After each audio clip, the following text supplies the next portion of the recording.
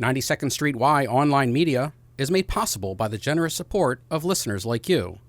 This program features Stephen Sondheim in the inaugural season of 92Y's Lyrics and Lyricists series. It was recorded on May 2nd, 1971, in front of a live audience at New York's 92nd Street Y.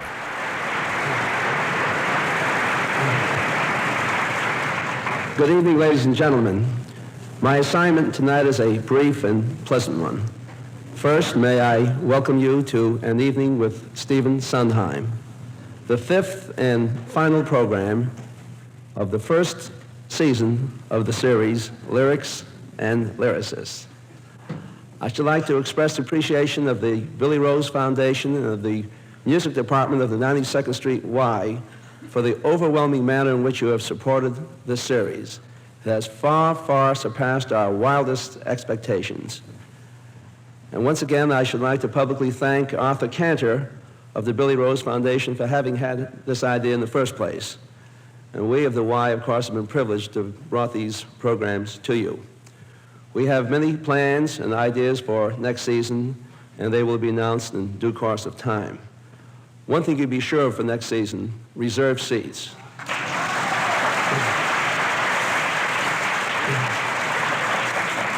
And now may I present your host for the evening, conductor, author, director of the BMI Musical Theater Workshop, Mr. Lehman Engel.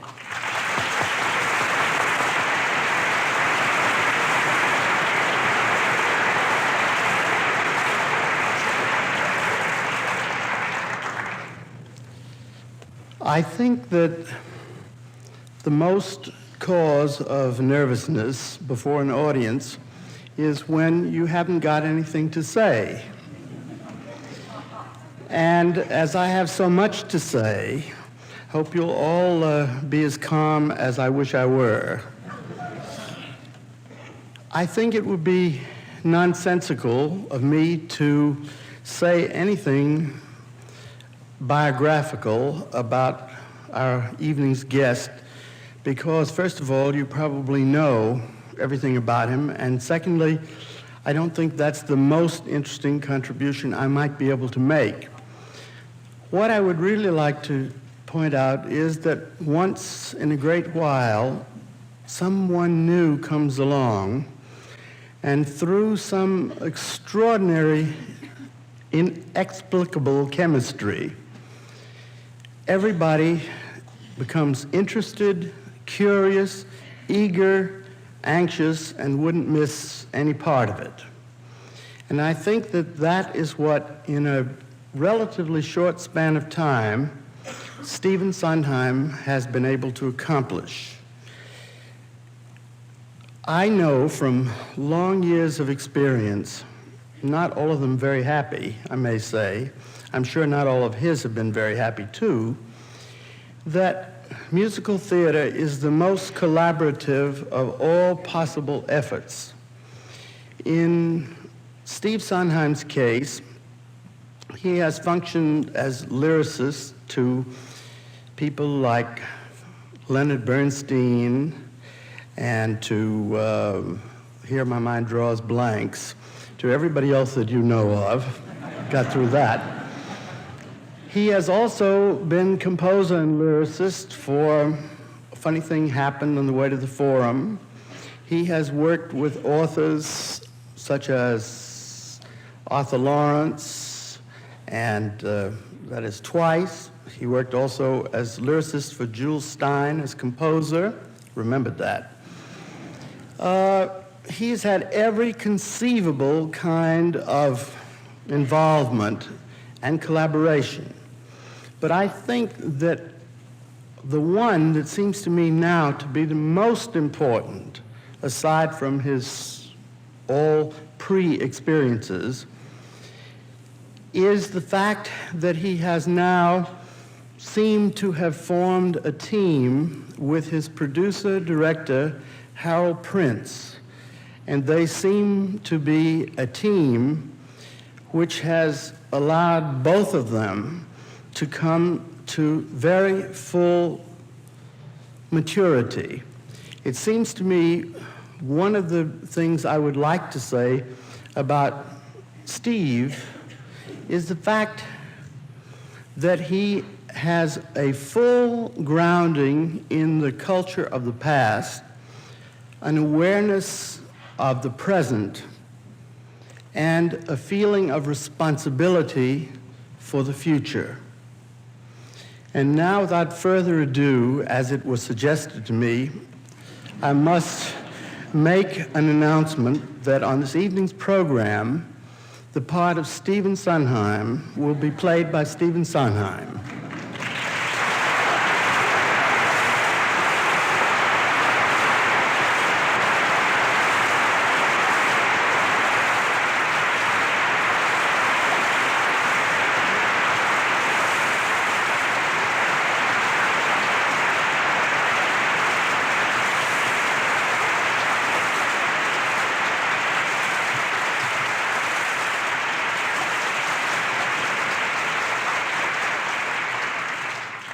I'll correct Old Lehman on a couple of points. It was Arthur Lawrence 4 times, and Jim Goldman twice, which some of you may not know about, and Bert Shevloff and Larry Gelbart once, and George Firth once. And the other composer was Richard Rodgers, so that gives the credits.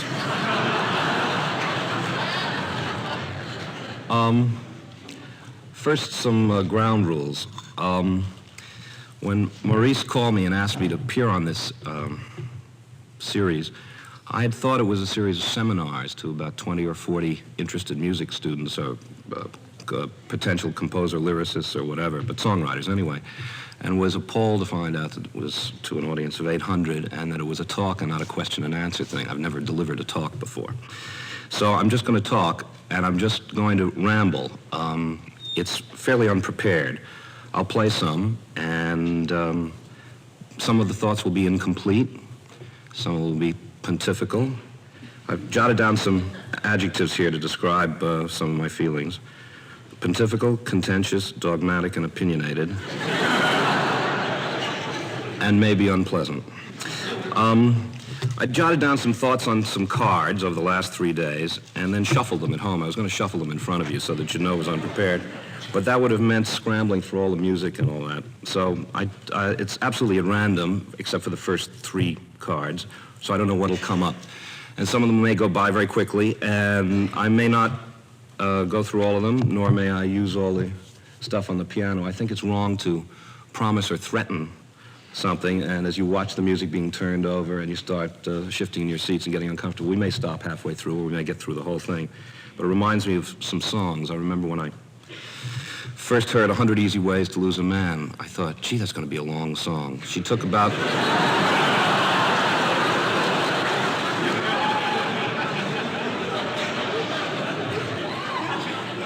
She took about, I don't know, maybe a minute and a half for the 100th, and then she said 99 ways to go. And I thought, it can't have that many encores. There's another type of that song, If Ever I Would Leave You. If you know that, it says, if ever I would leave you, it wouldn't be in winter. And you think, no, wait a minute, how many seasons are there? We're going to have to go through spring. Well, maybe he's going to make a difference between fall and autumn, and you suddenly don't know whether it's going to be 2 chords. I think it's always a mistake to promise anything, so there's nothing promised or threatened. When I get to the piano, unaccustomed as I am to playing in public, I may swear. So those of you who are offended at 4-letter words, please be indulgent. I'm going to talk only about theater lyrics. That is, lyrics in a dramatic situation on a stage in terms of character, not pop lyrics. I mean, I would like to talk for 2 hours on Laura Nero, but I can't. This is all about theater lyrics, and everything that I say applies primarily to theater lyrics. Most of the examples are going to be from my own work, simply because I know it best, and others from Oscar Hammerstein and Cole Porter, because they are among the few lyricists who have been deemed worthy of having books of their lyrics published. To go through endless piles of sheet music and try to pick out examples was just too difficult. I'll quote some others, but a lot of it will be from Hammerstein and Porter, also because I like them a lot. Most of the songs I'm going to play of my own are songs you've never heard. Actually, I didn't see any point in playing songs because you can illustrate most things in lyrics by just quoting lines. Steve, louder, please. Okay. Is the mic up? Or, thanks for telling me. I can hear myself. Is that better? Most of the songs you're not going to hear tonight. Most of the songs you're going to hear tonight Songs you've never heard. They're mostly cutouts from shows or such like. I thought that would be more interesting, and also they're generally songs I like, and this is the only chance I get to lay them on people. Also, you won't know the errors I'm making, hopefully. Sinclair Lewis once gave a talk to some writers at Yale, I believe, and he started out by saying, how many in the audience want to write? And a few people raised their hands, and he said, then why aren't you all home writing? Well, I don't think he's entirely right. I think there's something to learn. I learned most of what I know from Oscar Hammerstein, and maybe some of the things I have to say tonight, even though they're just random thoughts, will help those of you in the audience who want to write. I think that most of what has to be said about lyric writing, that is the principles of it and what rules you have to follow or know when to break, can be said in about 20 minutes. There's very little to say. I will try to stretch it to an hour and a half or 2 hours, but there's really very little to say. There are, in fact, one or two principles from which I think all lyric writing springs, and I'll get to those in a second. Anyway, we'll start off with just a little history, which some of you may know.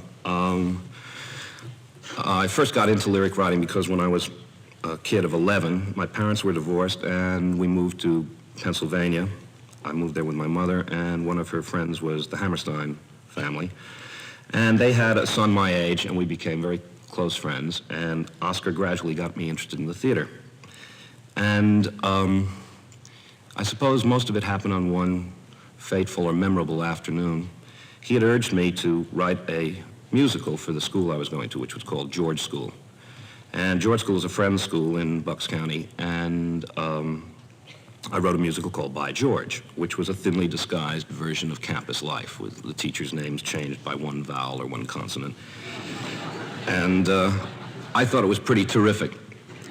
So I asked Oscar to read it, and I was arrogant enough to say to him, will you read it as if it is just a musical that crossed your desk as a producer? Pretend you don't know me. And he said okay, and I went home that night with visions of being the first 15-year-old on Broadway to have a show, because I knew he was going to love it. And he called me the next day, and I came back to see him, and he said, now you really want me to treat this as if it is by somebody I don't know? And I said, yeah, please. And he said, well, in that case, it's the worst thing I've ever read in my life. And he must have seen my lower lip tremble or something, and he followed it up by saying, I didn't say I wasn't talented. I said it was terrible. And if you want to know why it's terrible, I'll tell you why. And he started with the first stage direction. And he went through the piece for one afternoon, really treating it seriously. It was a seminar on this piece, as if it was a long day's journey into night, but detail by detail. And in the course of that afternoon, he told me how to structure songs, how to build them, you know, with a beginning and a development and an ending, according to, of course, his principles. I found out many years later there were other ways to write songs, but according to his principles. He told me about character, how to introduce character, what relates a song to a character, et cetera, stage techniques. It was 4 hours of the most packed information. I really, the risk of hyperbole, I dare say that I learned more in that afternoon than most people learn about songwriting in a lifetime. And I remember almost everything. I thought I might read you a lyric from that, just so any of the budding songwriters in the audience don't have to feel embarrassed. This is the first lyric I ever wrote, and I thought it was going to be terrible. It isn't so bad, it's just excruciatingly dull.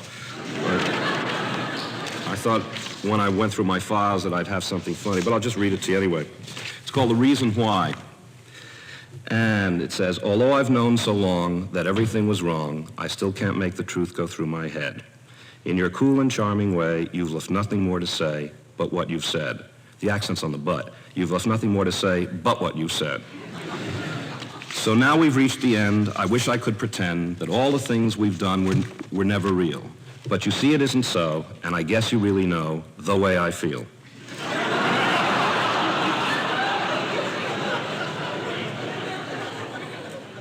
Why then keep on regretting, never forgetting times that are gone? Why then try to hold on? That's the top note. If it's finished and we're through, then there's nothing else to do. I noticed I was very professional in those days. I spelled through T-H-R-U because I'd seen it on sheet music. And there's nothing else to do. So anytime we meet while walking down the street, I'll think of you as just a passerby. But beneath my casual smile, I'll be wondering all the while, The Reason Why. We finally got to the title. I noticed that it was called The Reason Why. And that was one of the first things he explained to me, was what a title was supposed to be and what a refrain was supposed to be and why you come back to a refrain to help structure a song. Outside of the misaccents and the dullness, it's not respectable. He then, he saw how interested I was in writing shows, so he outlined a kind of course of study for me, which I did over the next 6 years. It took me through college. He said, write 4 musicals. The first one, take a play that you admire and turn it into a musical.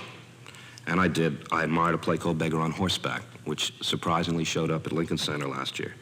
And we actually did that at college. I got permission from George Kaufman to do it, and we did it for 3 performances. And then he said, take a musical, take a play that you don't think is very good, or that you like but you think could be improved, and see if you can make a musical out of that. So I did. I took a play called High Tour by Maxwell Anderson. I could not get Anderson's permission to put it on in school, in college, because he wanted to do a musical of it with Kurt Weill, which they never got around to doing.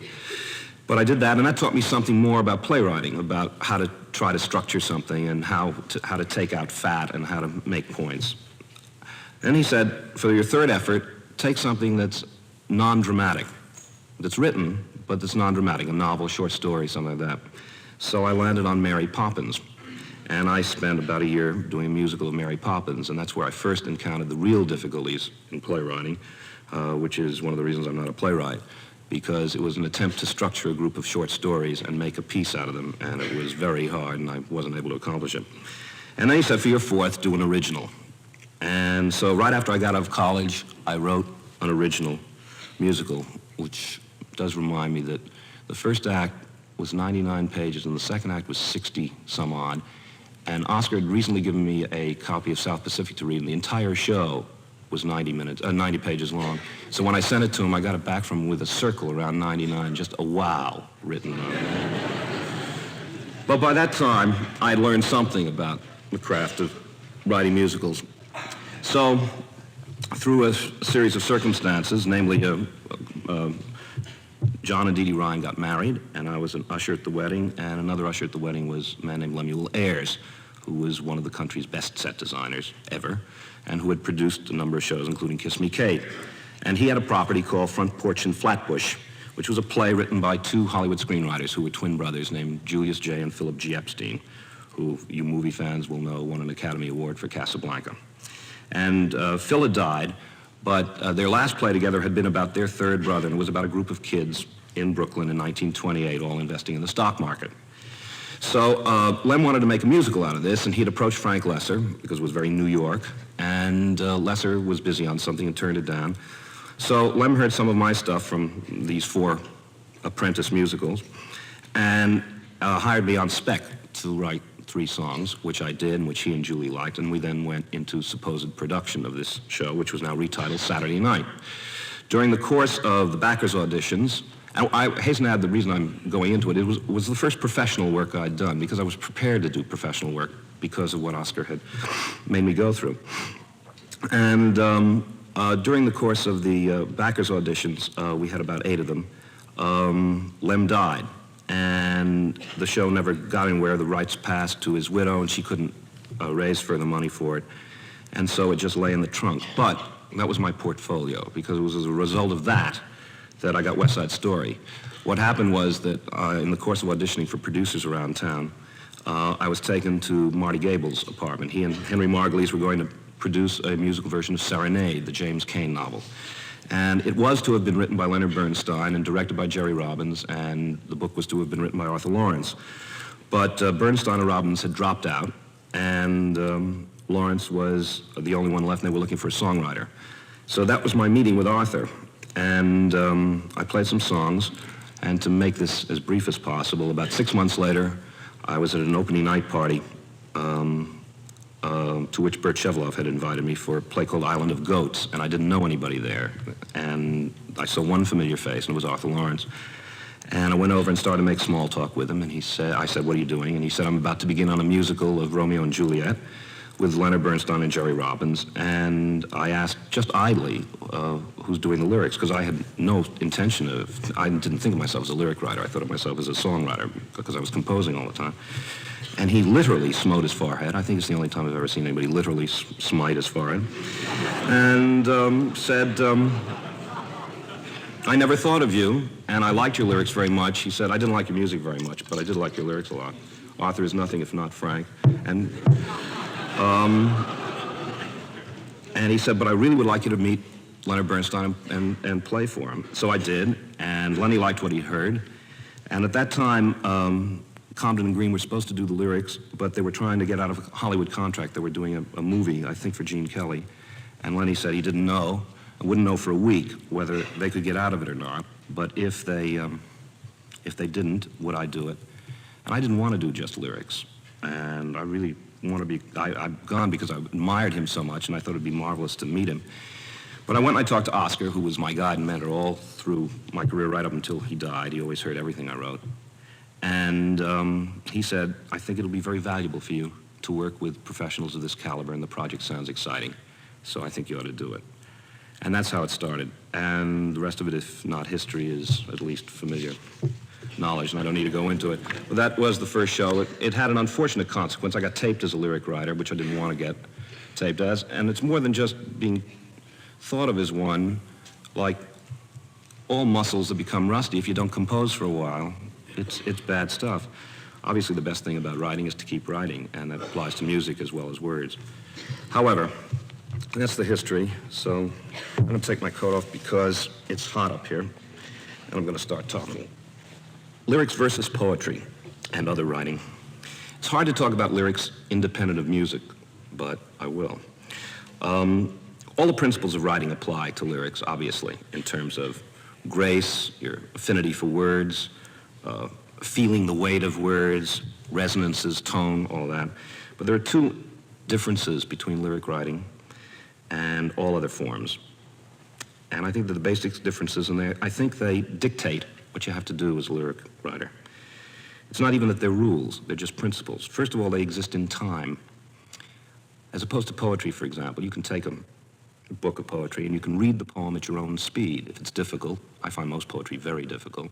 And I have a few poets whom I like very much, like Wallace Stevens, but it takes me a good 20 minutes to get through a medium-length Wallace Stevens poem. And even at the end of that, I don't understand a lot of it, but I enjoy it.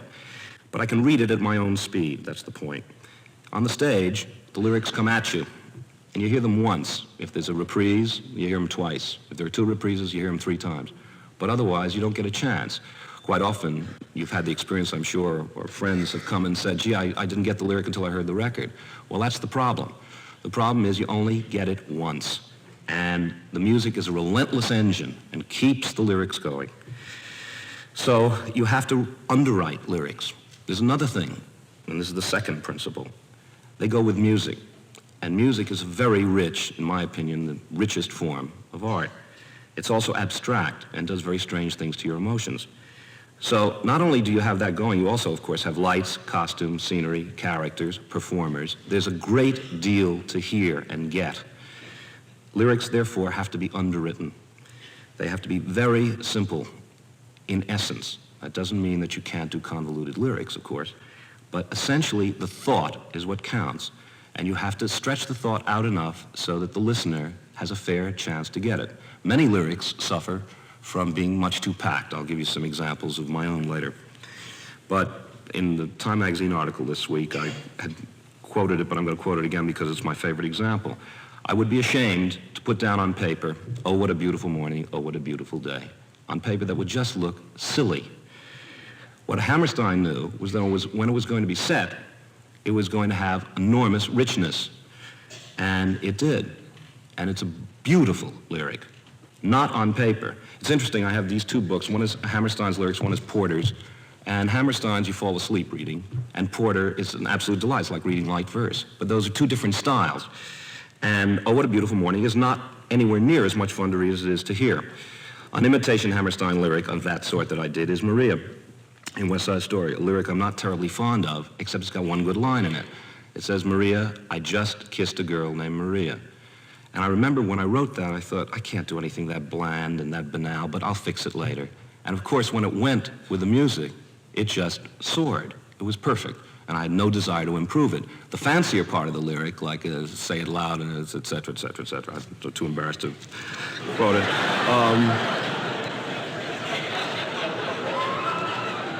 is a very fruity lyric. It is much too, much too overripe. If you read, most poets, serious poets, make very bad lyric writers. Auden, for example, whose lyrics for the Rake's Progress are just brilliant to read. They're really marvelous. They're sharp and they're witty, but they are so packed and so full of reverberations and resonances that, and Stravinsky also happens to like to fiddle around with words and break them apart and all that, but they are so packed that they're impossible to get. They're wearing, they're exhausting. And it's an opera that should be read, or, as most operas do, you can hear it without having to hear the words anyway because of the singers in opera. But the point is, it's too packed. I've always thought of lyric writing as a craft rather than an art. It's so small. There are how many words in an average lyric? I'm tending to write long songs these days, but the average lyric has, 60, 80 words. So each word counts for a great deal. Now, any novelist or short story writer, of course, takes just as much pains as he can over each individual word, but they're not as important. They're not even as important to a playwright, because each line is practically a scene. If there are 12 lines in a song, it's like a 12-scene play. And if one word is off, it's like an entire section of the scene. I like to talk very much, often when I'm talking about lyrics, about the opening line of Porgy and Bess by DuBose Hayward, where he wrote all the lyrics for the first act. And the opening line is "Summertime and the living is easy." And that "and" is worth a great deal of attention. I would write "Summertime when." But that "and" sets up a tone, a whole poetic tone, not to mention a whole kind of diction that he's going to use during the play, an informal, uneducated diction, and a kind of stream of consciousness, which many of his songs, like "My Man's Gone Now," are.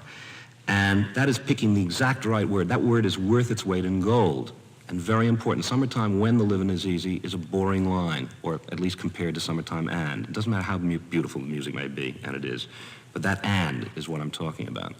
And the choices of ands and buts become almost traumatic as you're writing a lyric, or should anyway, because each one weighs so much. Like all art, it's the infinite capacity for taking pains. And Oscar once told the story about the Statue of Liberty, how he was so astonished to find out that the sculptor, who was Bartholdi, I don't know, anyway, the sculptor had sculpted the top of the head as carefully as he had the rest of the statue, because he couldn't possibly have known there would be airplanes. And yet there it is. And he says that's what you have to do in a lyric, too. Every word counts, whether the audience hears it specifically or particularly or not. In Everything's Coming Up Roses, since there was very little to say in the lyric after the title was over, I decided that I would give it its feeling by restricting myself to images of traveling, children, and show business, because the scene was on a train station and it was about a mother pushing her child into show business. Now, that may be of no interest except to somebody doing a doctorate in 200 years on the use of traveling images in Gypsy. But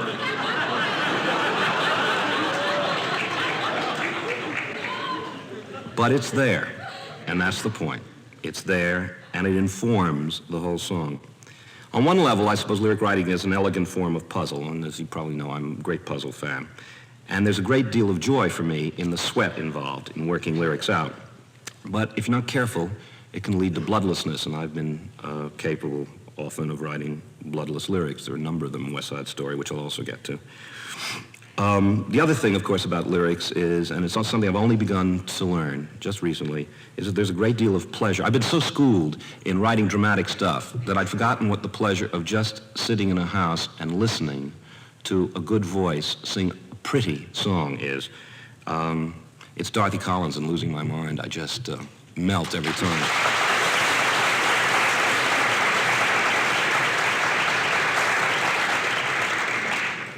All principles extend anyway from this one, which is time, lyrics existing in time.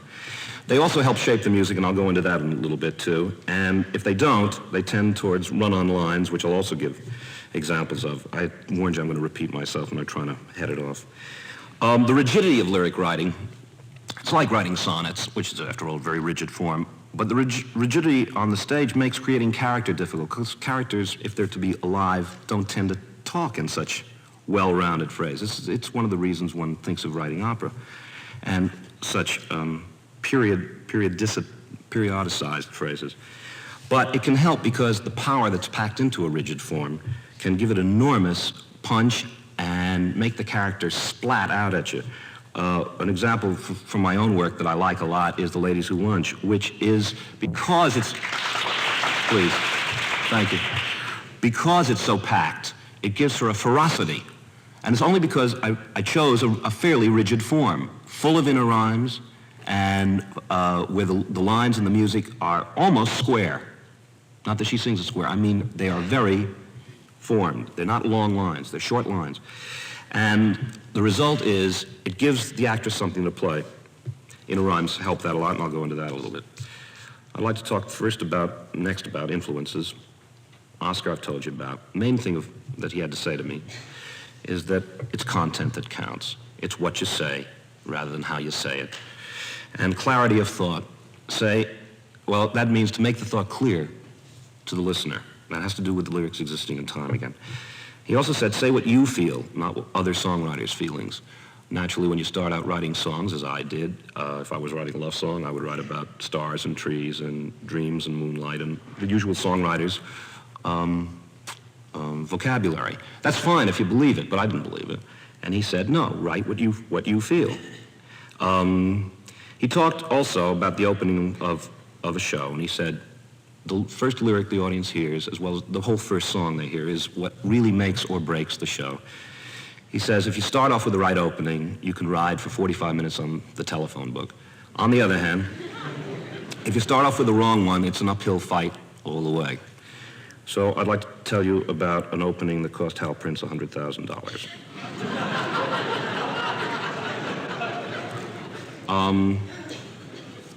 Excuse me, Hal Prince and Bobby Griffith and their backers. I didn't mean it. It's a funny thing happened on the way to the Forum, which was a show with a book by Bert Shevloff and Larry Gelbart. And very funny. I think maybe the funniest musical ever written, and certainly the best farce. I prefer it to Feydeau. I think it's a brilliant book. But we opened out of town, and it was a disaster. The critics hated it, and the audiences hated it. And it was baffling, because usually when you have a show in trouble, you can sense, as you stand in the back of the house, what's wrong and why it's not working. We were totally baffled. And even George Abbott, who had been connected with more farces than anybody, said, I don't know what to do, he said to Hal. I like it. They don't like it. I don't know what to do. He said, you got to call in George Abbott.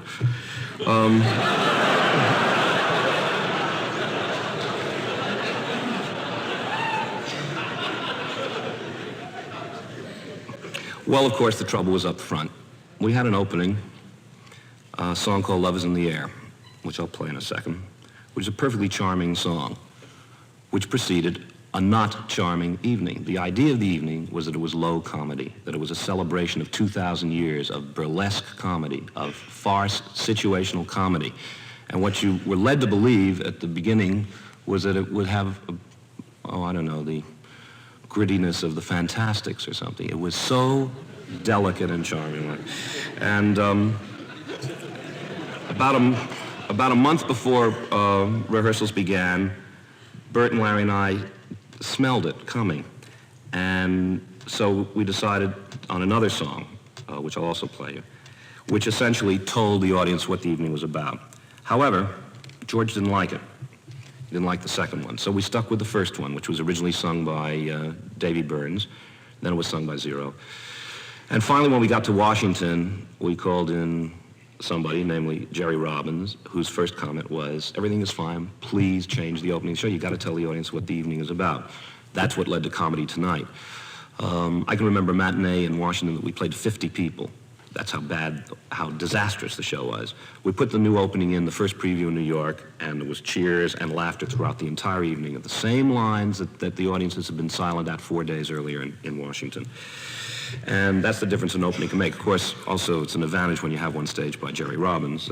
That helps. But at least it told the audience what it was about. So let me start, let me just play the two openings of Forum.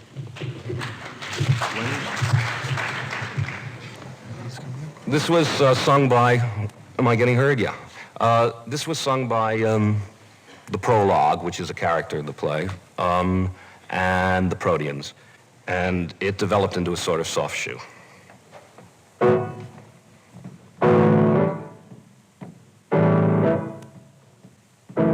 They address the audience. Love is in the air, quite clearly, people everywhere act queerly. Some are hasty, some are halting, some are simply somersaulting. Love is going around. Anyone exposed can catch it. Keep your window closed and latch it. Leave your house and lose your reason. This is the contagious season. Love is going around. It's spreading each minute throughout the whole vicinity. Step out and you're in it with all the fun involved. Who can stay uninvolved? Love is in the air. This morning, bachelors beware. Fair warning, if you start to feel a tingle and you like remaining single, stay home. Don't take a breath. You could catch your death, 'cause love is around.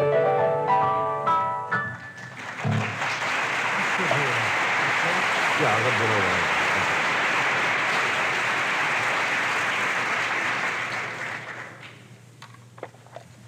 as you can see, that was fine, but did not prepare you for Davy Burns coming out and doing the kind of things that Davy Burns did. This was what I wanted to replace it with.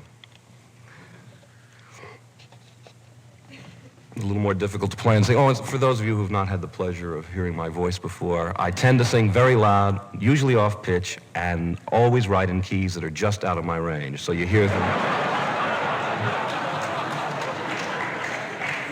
You'll hear a lot of dropping of octaves all evening long. Anyway, this involved the whole cast. We always wanted to treat the company as a company.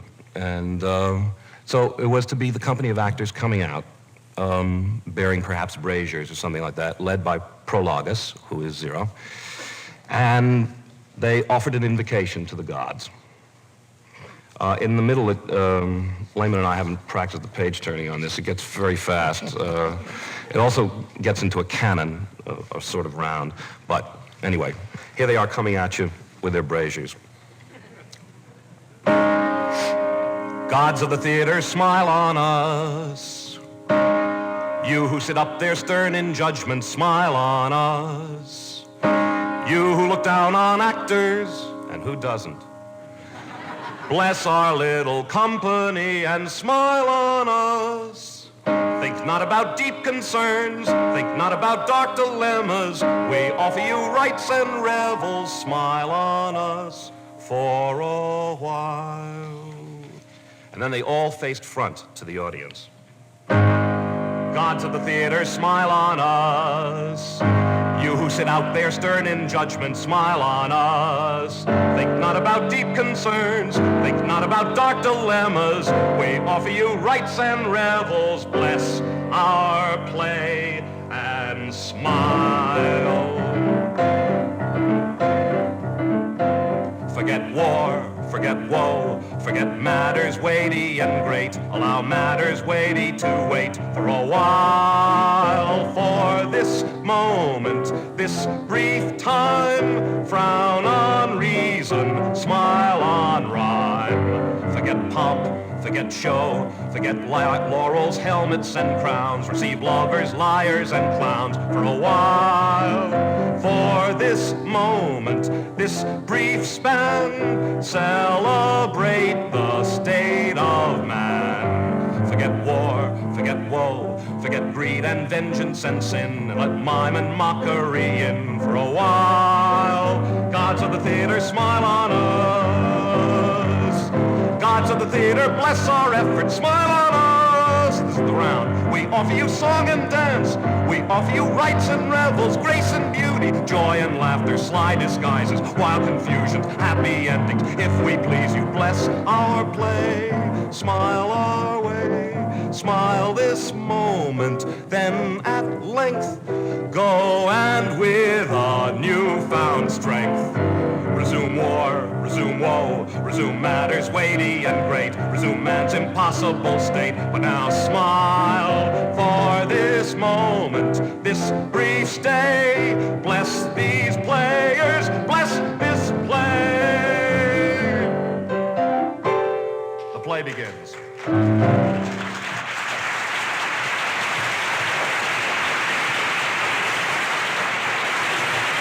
Thank you. Are you terrific?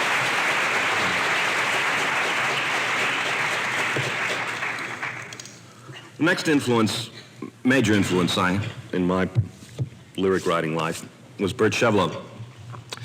He was a man who'd written lyrics. He doesn't write them anymore, which is a great loss to all of us. He had a couple of unfortunate experiences. He was a sort of white-haired boy of Broadway because he wrote the book, or the sketches, some of the sketches, some of the lyrics, and directed a show called Small Wonder, which was sort of a succès d'estime. But he then spent 2 years of his life writing a show based on a play called Excursion, which he directed. He wrote the book and the lyrics. And it flopped out of town, and he withdrew. And he wrote for a number of years industrial shows, worked in television. And then finally, because I admired him so much, after West Side Story, I asked him if he would feel ready to write another musical. And he had the idea for the Roman comedies, something he'd always wanted to do. In fact, he'd fiddled around with it at Yale. At any rate, I got to be good friends with Bert, and we've talked ever since, endlessly. I talked to him today from London because of this talk tonight about lyrics. And one of the things that he taught me was that clarity of thought was not only important, also clarity of language. He said, the best art always seems effortless. Well, that's maybe not true of something like Guernica, but it is true of lyric writing, I think. And he said, never sacrifice smoothness for cleverness. Better dull than clumsy. I agree.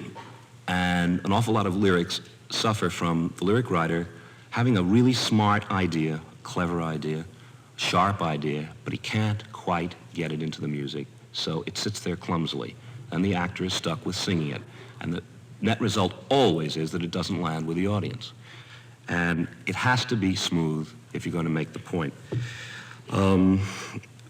He writes conversational lyrics. I'd like to read you one from Month of Sundays, because it's a lyric I admire very much.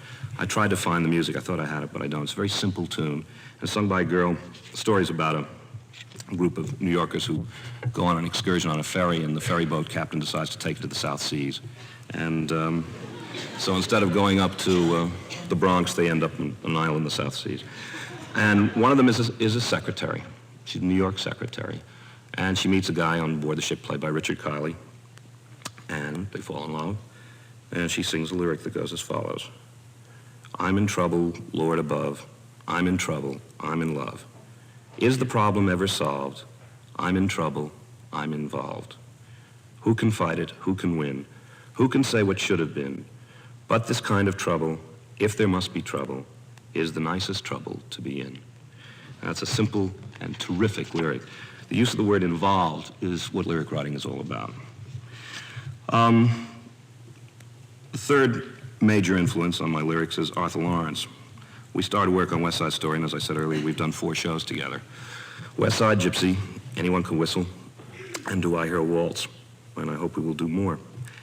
Arthur taught me mostly playwriting principles about lyrics, much deeper, much subtler than Oscar, because Arthur writes deeper and subtler plays than Oscar. And the major thing, I think, that I got from Arthur was the notion of subtext. Now, this is a word that I'd heard tossed around by actor studio-types for a long time and really rather sneered at. But what it means simply is give the actor something to act. most songs, I think it's the real secret. If I had to sell any secrets about lyric writing, I would sell this secret about subtext. If you go Broadway today or any time, even lyrics that you might admire, watch how they just sit there. There's nothing for the actor to play, usually. It is just the next logical step.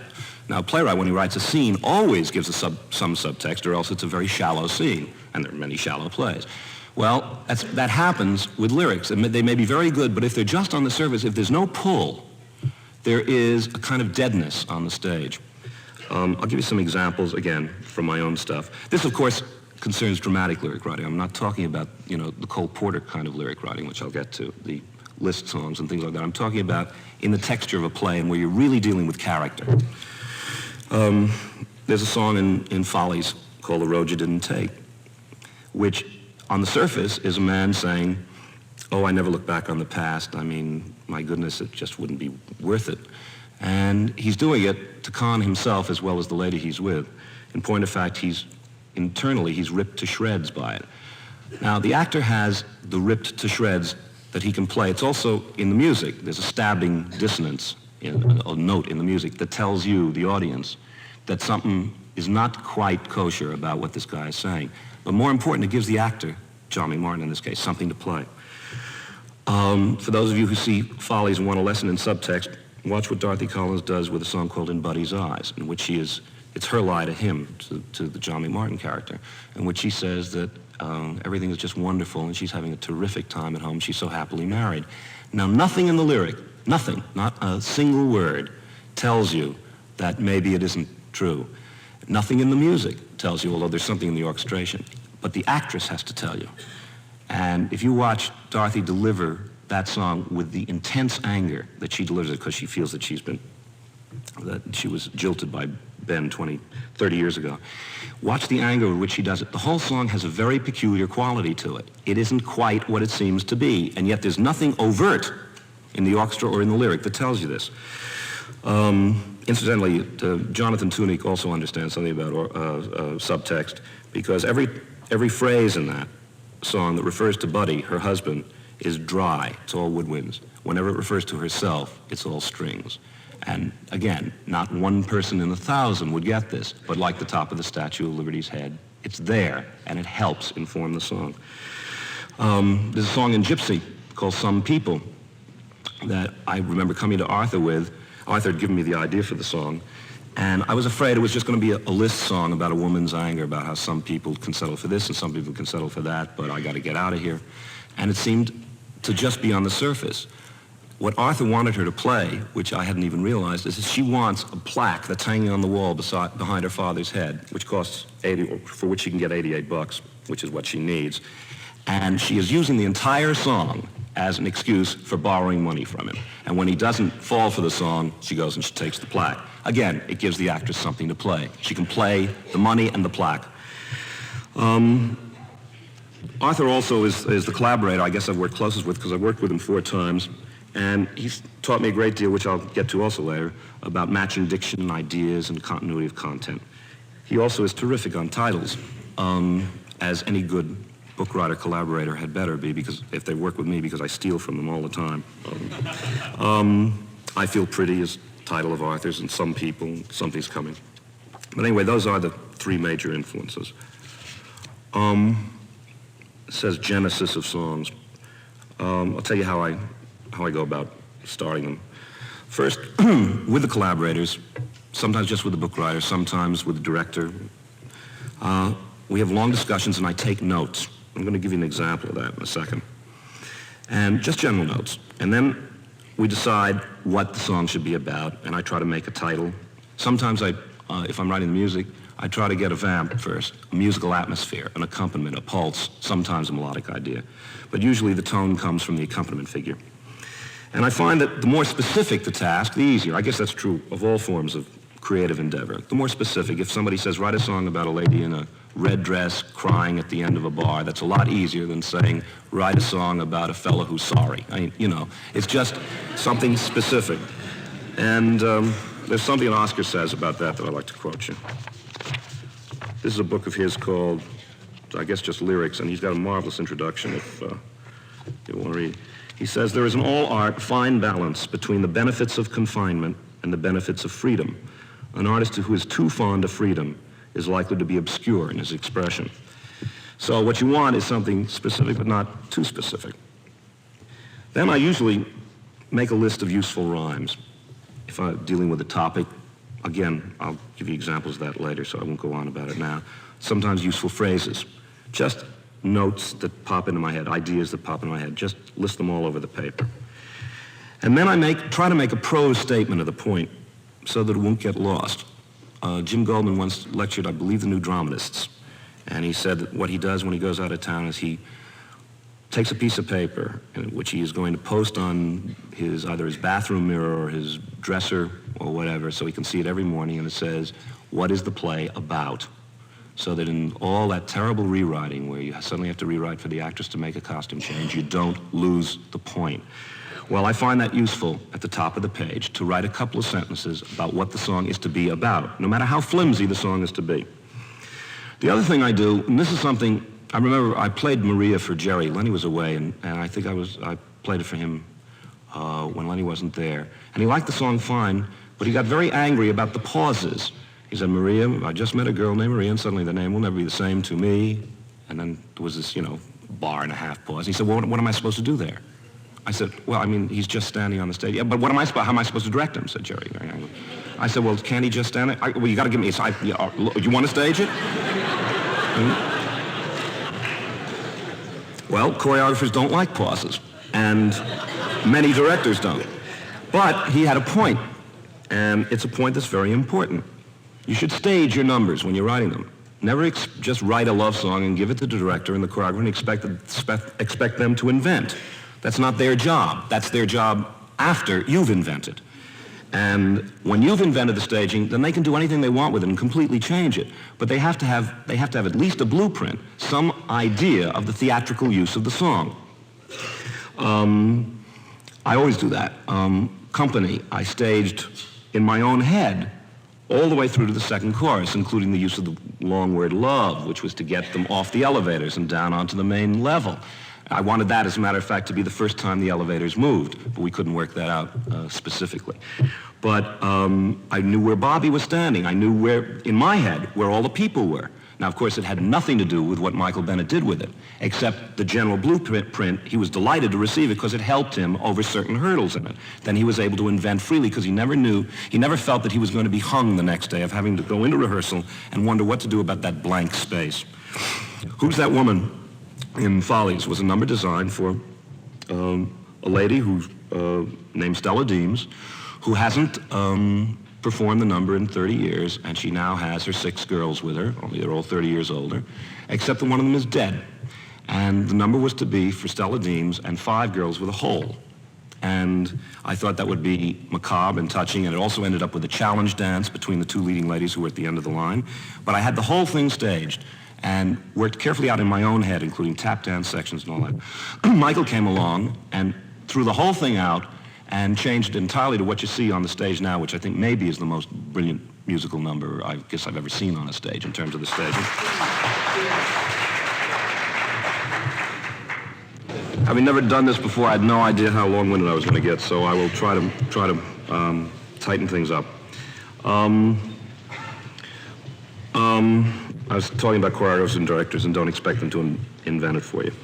The other thing when you're making the genesis of a song, I think that's important, is content dictates form, which is a principle I've always believed in. There's a song in Company called Getting Married Today. Content was about this hysterical girl who doesn't want to get married except she's forced to, and in her own head. So it suggested the counterpoint and the contrast between a serene choir and a hysterical lady. It turned out to be another song, which I was just looking for on the card here, but I'll get to it in a second. But the contrast between the slow and the fast and the serene and the hysterical is what counts. Briefly, this was the first page of notes I ever made about Company. When we just sat around and tried to talk about how to turn these one-act plays into a musical, we talked about the central character. And Hal said it would be nice to have a number called Company. Well, company, as you know, is a word you can't rhyme, except Larry Hart said bumpany, which is not my type of rhyme. bump knee. And so it's a little hard to do it as a title, refrain. Hal said, and also I would like you to introduce the various styles of the show, the way we're going to cut back and forth. And he said, and also I would like it to introduce the main character and include all the other characters. And then he said, I would also like it to use the set. And he went on. And I said, and then he went off to Europe to make a film immediately after. So I said in my usual grudging way, I said, well, I'm not sure. I don't know. I said, well, if I can, let me see if I can do it, then maybe I can write the score. So I put down the following notes. I said, everybody loves Robert, and then in parentheses, Bob, etc., because the idea of nicknames had occurred to me. And then I have him say, I've got the best friends in the world. And then the line occurred to me, you I love, and you I love, and you I love. And then talking about marriage, a country I've never been to, and who wants vine-covered cottages, marriages for children. It's all Bob's attitude. And companion for life, who wants that? And then he said, I've got company. Love is company. 3 is company. Friends are company. And I started to make a list of what's company. And then I started to expand the lines. Love is what you need is company. What I've got is friends is company. Good friends, weird friends, married friends. Days go, years go, full of company. And I started to spin free association. Then I got to phone rings, bells buzz, door clicks, company, here comes company, call back, get a bite, and the whole notion of short phrases, of those staccato phrases, occurred to me. So that by the time I got through just listing general thoughts, I had a smell of the rhythm of the vocal line. So that when I was able to turn to the next page and start expanding it, I got into whole lists of things that said no ties, small lies, so much, too much, easy, comfy, hearts pour, the nets descend, private jokes, all short phrases. And eventually, I was going to go into this at some length, but eventually what came out of it was the form of that song. So,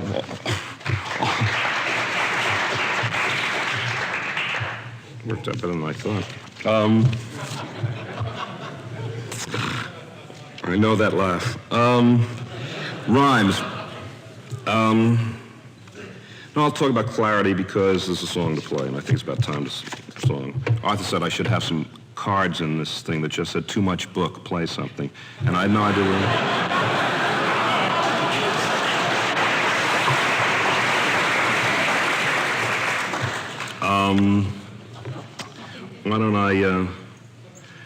why don't I try this? This is a card headed Clarity, and it has to do with how lyrics work with the music. When a phrase of music comes to an end, the lyrics should come to an end, because otherwise it sets up a conflict in the listener's ear. It should be a comma, period, semicolon, or just a phrase. Here's a song that I wrote for Saturday night, The Violates It, but it's also a song I like, so you can find out where the violation is. I'll make a face anyway when it comes up. And it's a song called So Many People, and it was the ballad in the first act between the young girl and the young man. And the verse is sung by the girl and the chorus by the fella. This one's way out of my range, incidentally.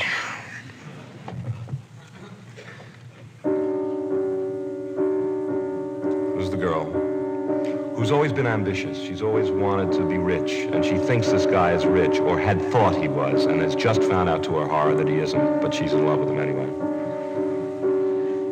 I said the man for me must have a castle, a man of means he'd be, a man of fame.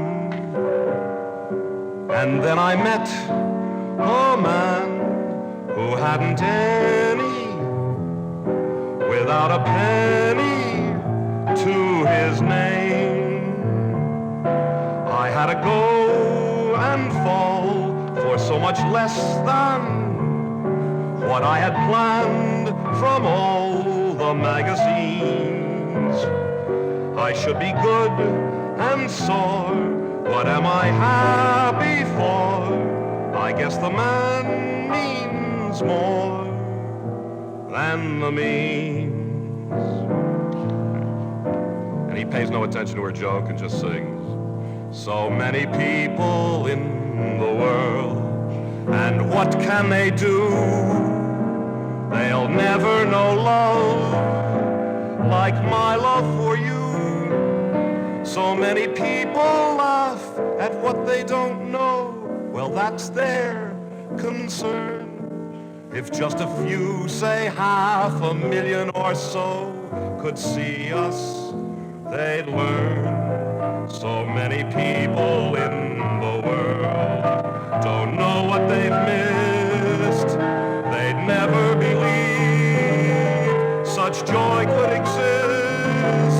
And if they tell us it's a thing we'll outgrow, they're jealous as they can be. That with so many people in the world, you love me.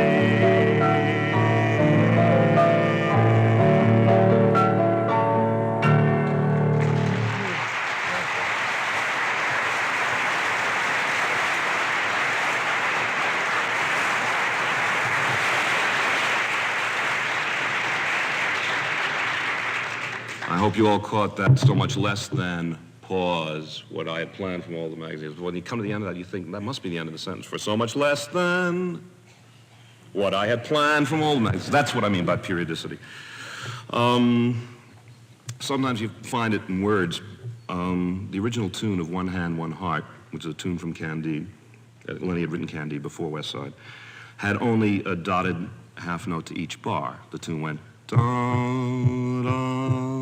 da, da. It just had that steady motion.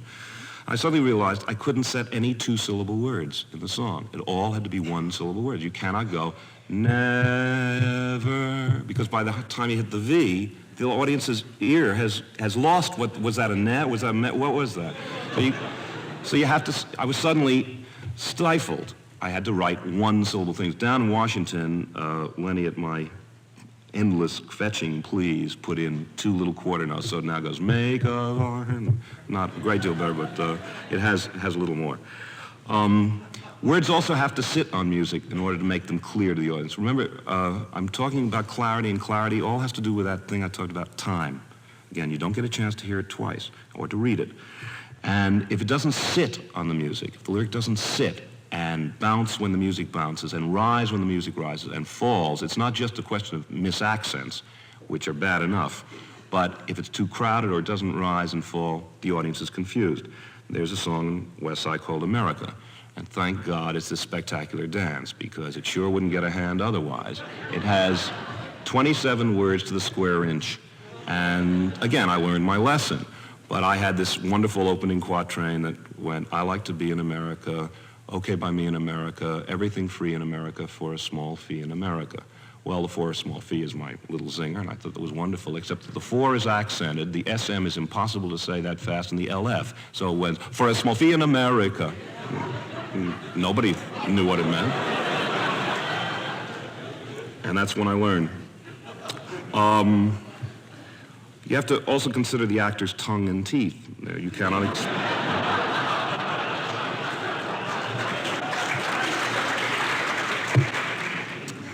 I got better at it, and I wrote a song towards the end of rehearsals of Company called Getting Married Today, which has a lot of words in it. It was fast because she was a hysterical character. Now, it is written quite carefully, although it's only a second draft. I did the second draft in Boston. It really needs a third draft, but by that time we had other problems, and because I was late in writing the score, as I always am, I never got a chance to really polish it. But I thought I might try, at the risk of making a real fool of myself, to show you what the original was, what the second one is, and show you a little bit about the difference of how you alternate vowels and consonants. I'm just going to play a little section of Getting Married Today, namely the first section, as I originally wrote it, and then the second one. And remember, the idea is to do it all in one breath.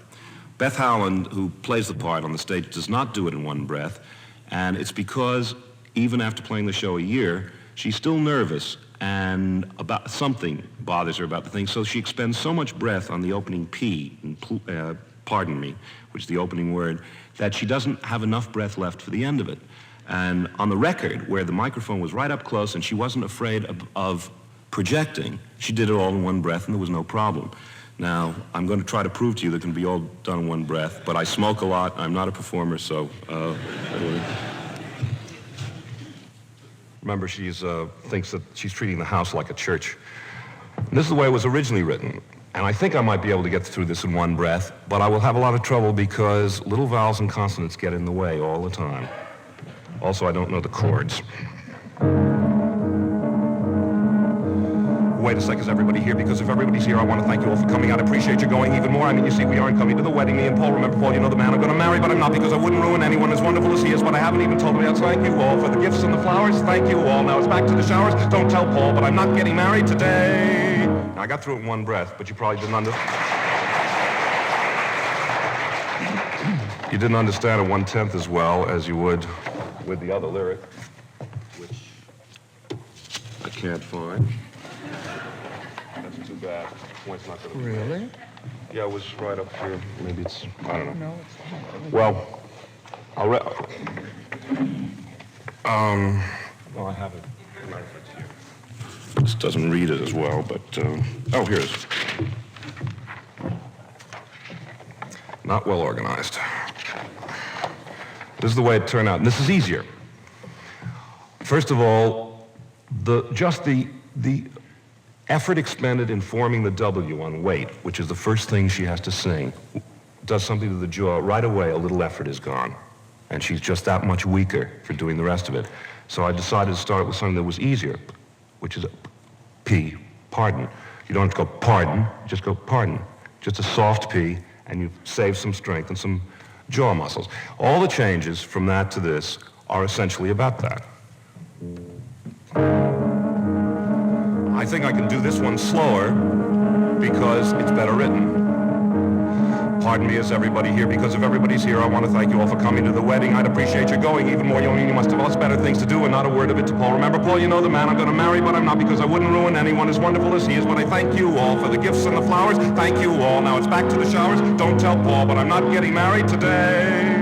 And that was much easier to sing. And I had no trouble, or very little trouble. Sometimes you run up against a very unfortunate problem. I had a very nice second section that was really quite funny, had some nice jokes in it, but I could never solve it in terms of the viability of the words. And Hal always liked it, was always sorry that I had changed it, but it bothered me because poor Beth was stuck there every night with her lips over her teeth and everything getting all tangled.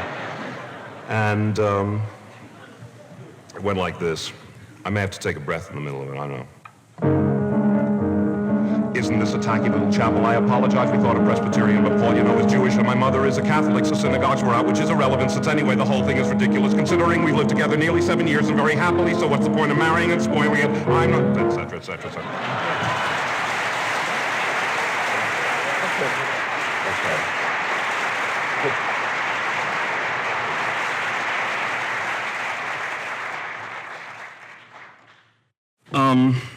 Anyway, it's your job as a lyric writer for the theater to think of the singer's problems. You have to be careful of consonants. Some very odd things happen if you string words together with music, because, again, the actor can't play with the rhythm an awful lot. For example, the first time I ever heard I could write a book, like to me, the last line was, how to make two lovers a friend. Because the two F's, instead of how to make two lovers of friends, if you don't hit the S very hard, you're still in trouble because of those two F's. How to make two lovers of friend.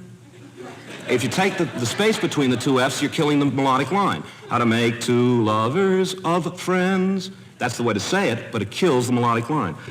One of Dick Rogers' daughters, Linda, went when she was, I guess about 10 years old, as a guest of her father's, to Annie Get Your Gun out of town. And that was Dick's present to her.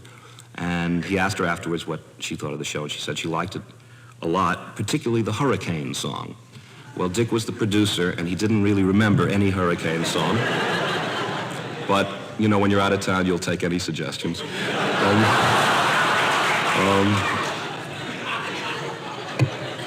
And he said, what Hurricane song is that, Linda? And she said, Mighty Fences Are Down.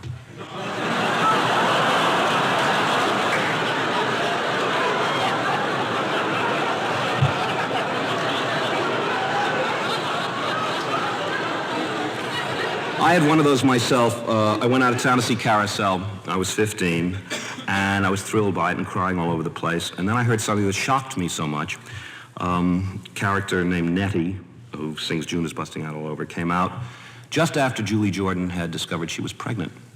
And Nettie was played by a lady with a good deal of operatic training named Christine Johnson. An awful lot of opera singers never say the word is. They use it as an E sound. They say E. And so I suddenly heard Julie's Busting Out All Over. I thought, Rodgers and Hammerstein, sure.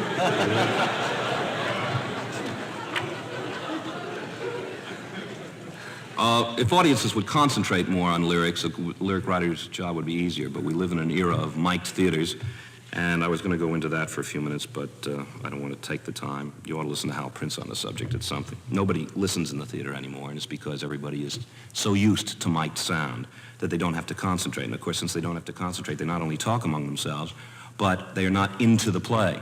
Hal used to say how he...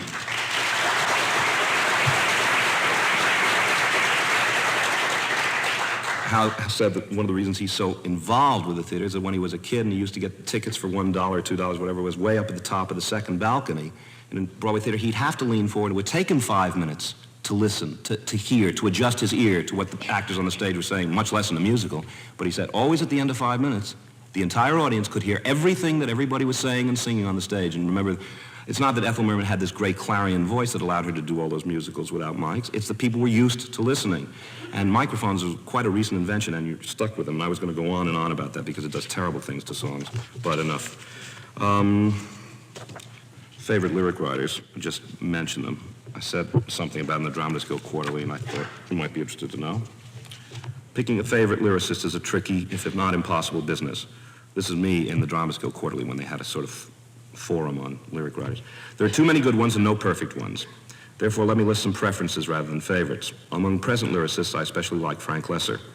Any man who has the nerve to set the line, some irresponsible dress manufacturer, the way he did in How to Succeed, deserves an award. He never was afraid of setting anything, no matter how peculiar it was, and it always came out funny.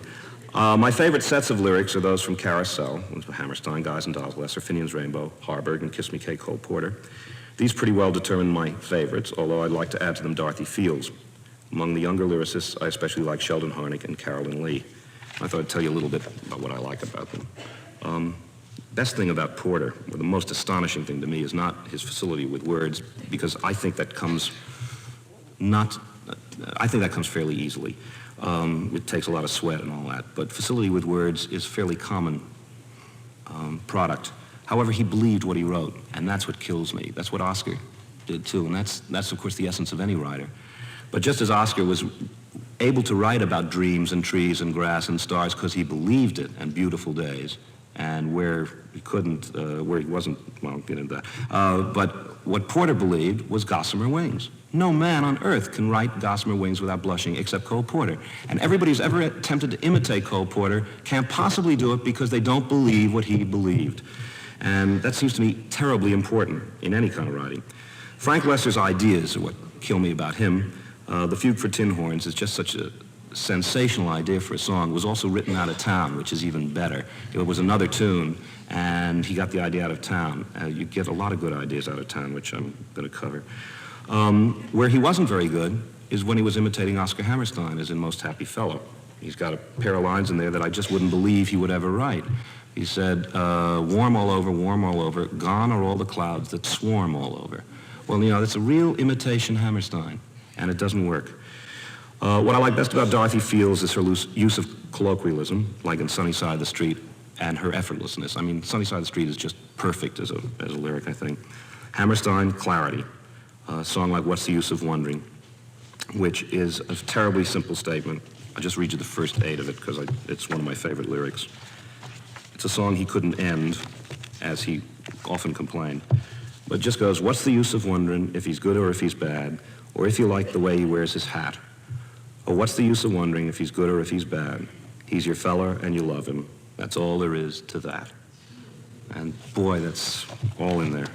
Yip Harburg, of course, is the master of whimsy, and I suppose When I'm Not Near the Girl I Love is maybe one of the 5 or 10 best lyrics ever written. What's most extraordinary about that is you listen to the first 8, and it's astonishing enough how clever and the in and out of the idea, and then every successive verse has one twist you don't expect and one twist you don't expect, and it just keeps going and going and going, and it's endlessly inventive.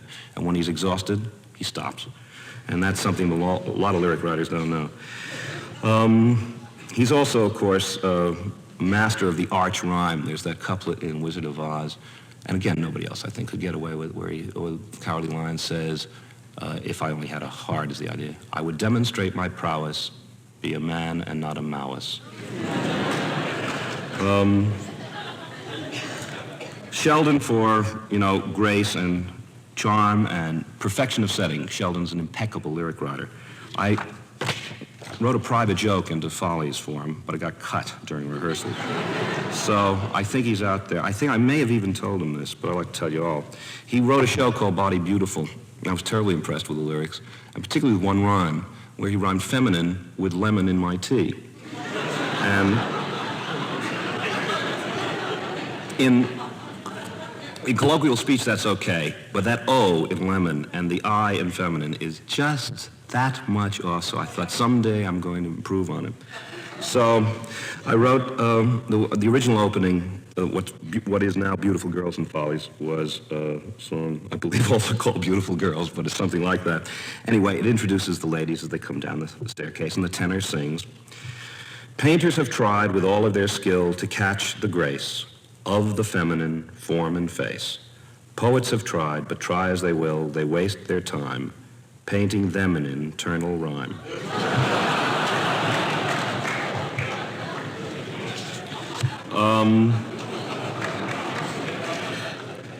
I guess my favorite set of lyrics ever is DuBose Hayward's for Porgy and Bess. He wrote all the ones in Act One, which include Summertime, My Man's Gone Now, and about half of the others, some lyrics he collaborated with Ira Gershwin on, some Gershwin wrote himself, some Hayward wrote in the last two acts.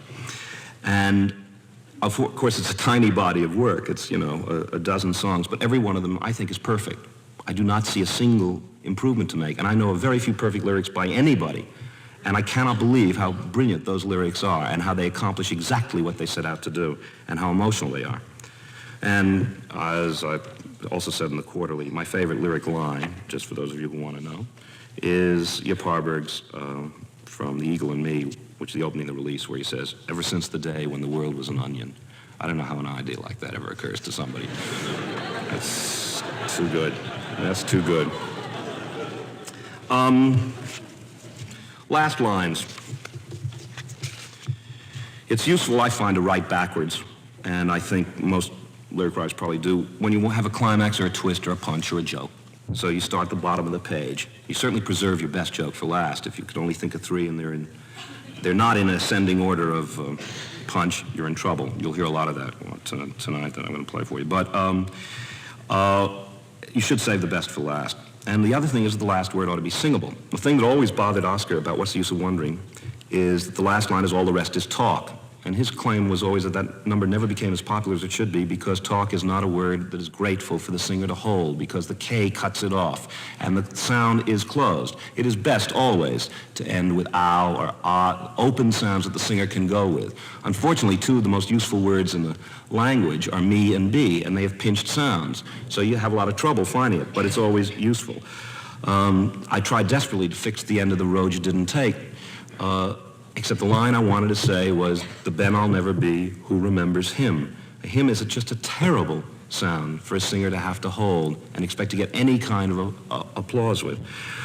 But each is right. I think talk is right for What's the Use of Wondering, and I think hymn is right at this, and even at the expense of applause, I think it's okay, but it's best to have both. Of course, I love twists, and I try to get them into songs of mine. I love punchy last lines.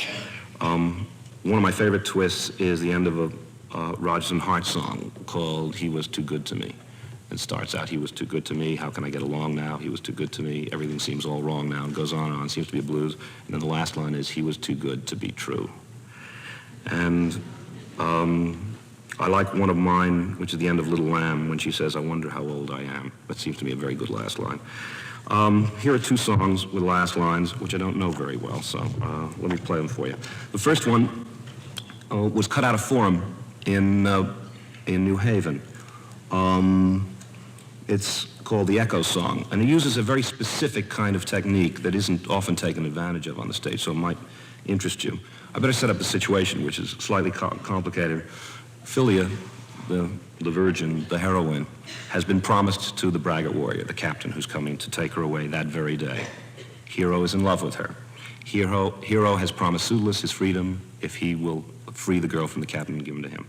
So Pseudolus has gone all sorts of lengths, and he makes it all work out except that the girl happens to be a religious nut. This is in an earlier version of Forum.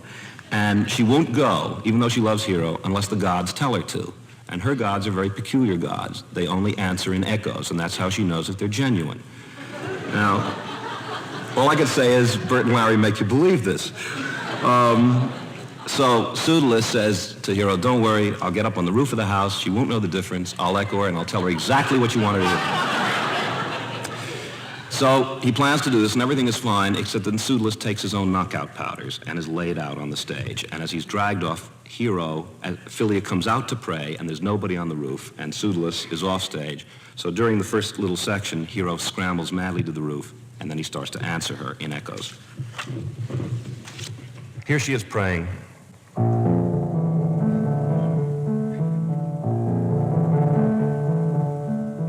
Tell me, dare I ask it, should I love him? Shall I leave with him? Tell me, should I leave right now? I hear my heart say, let him live with me. Should I hear my heart and go? But she's getting no answer. So she's about to leave. And then she decides to try once more. And thank God, because Hero's now up on the roof. Now he's ready to answer her.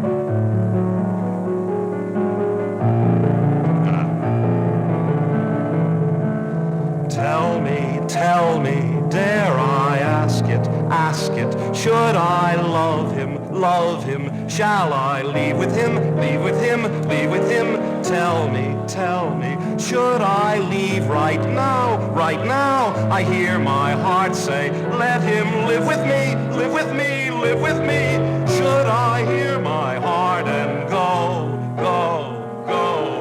or should I worthy wait here till I meet my fate here? Tell me, I must know.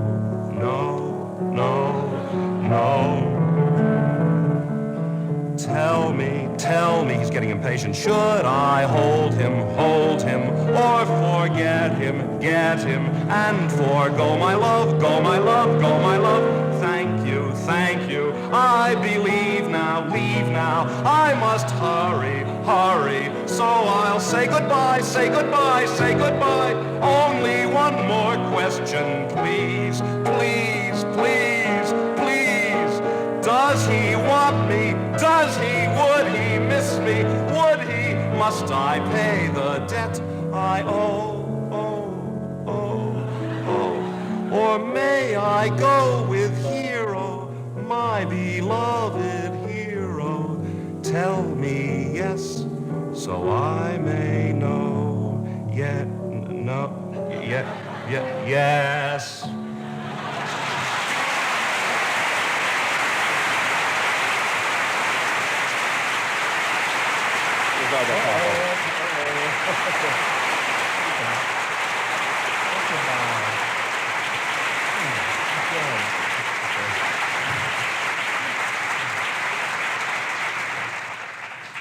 This is another song with a nice last line. This is from Anyone Can Whistle, and some of you will know it. Therefore, you will know how many mistakes I'm making, because it's written in a very peculiar key, and I didn't have a chance to transpose it. Also, we'll be doing a lot of back and forth page turning, because it's part of a long sequence. It's a song called A Parade in Town, and it was involved, Angela Lansbury sang it as the mayoress of a town who had lost all her voters, and they were carrying around somebody else on their shoulders, all the voters, and so she started to sing this song. After she got to the first chorus, the parade came on again. She tried to attract their attention. They ran right over her, and she sang the second chorus. She sings.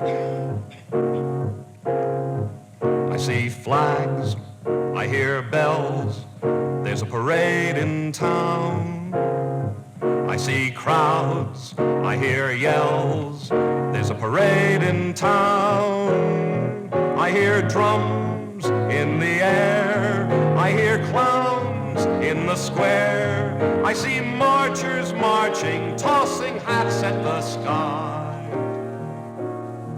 Did you hear, did you see, is a parade in town? Are there drums without me? It's a parade in town. Well, they're out of step, the flutes are squeaky, the banners are frayed. Any parade in town without me must be a second-class parade. So, ha! And they run right over in this march, and then after they've marched off stage, we're back to the beginning. She's very sad, she sings. I see flags, I hear bells, there's a parade in town.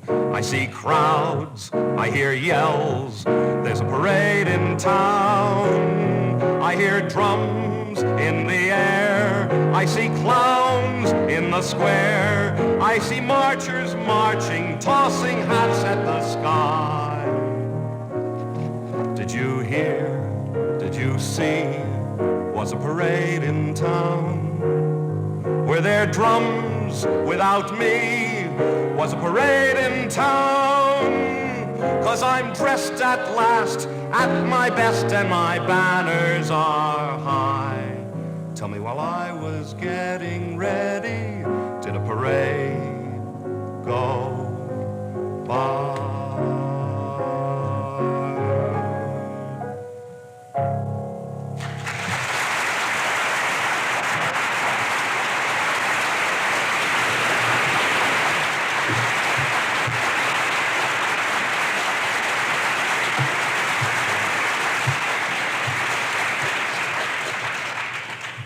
Something about rhyme. Most people just rhyme because they rhyme. Most people don't, many lyric writers don't understand the difference between rhymes and identities. A rhyme is something where the vowel sound is the same, but the initial consonant is different, like way and day. An identity is something where both the vowel and the consonant that precedes the vowel sound are exactly alike, like consternation and procrastination. Those are not rhymes, those are identities.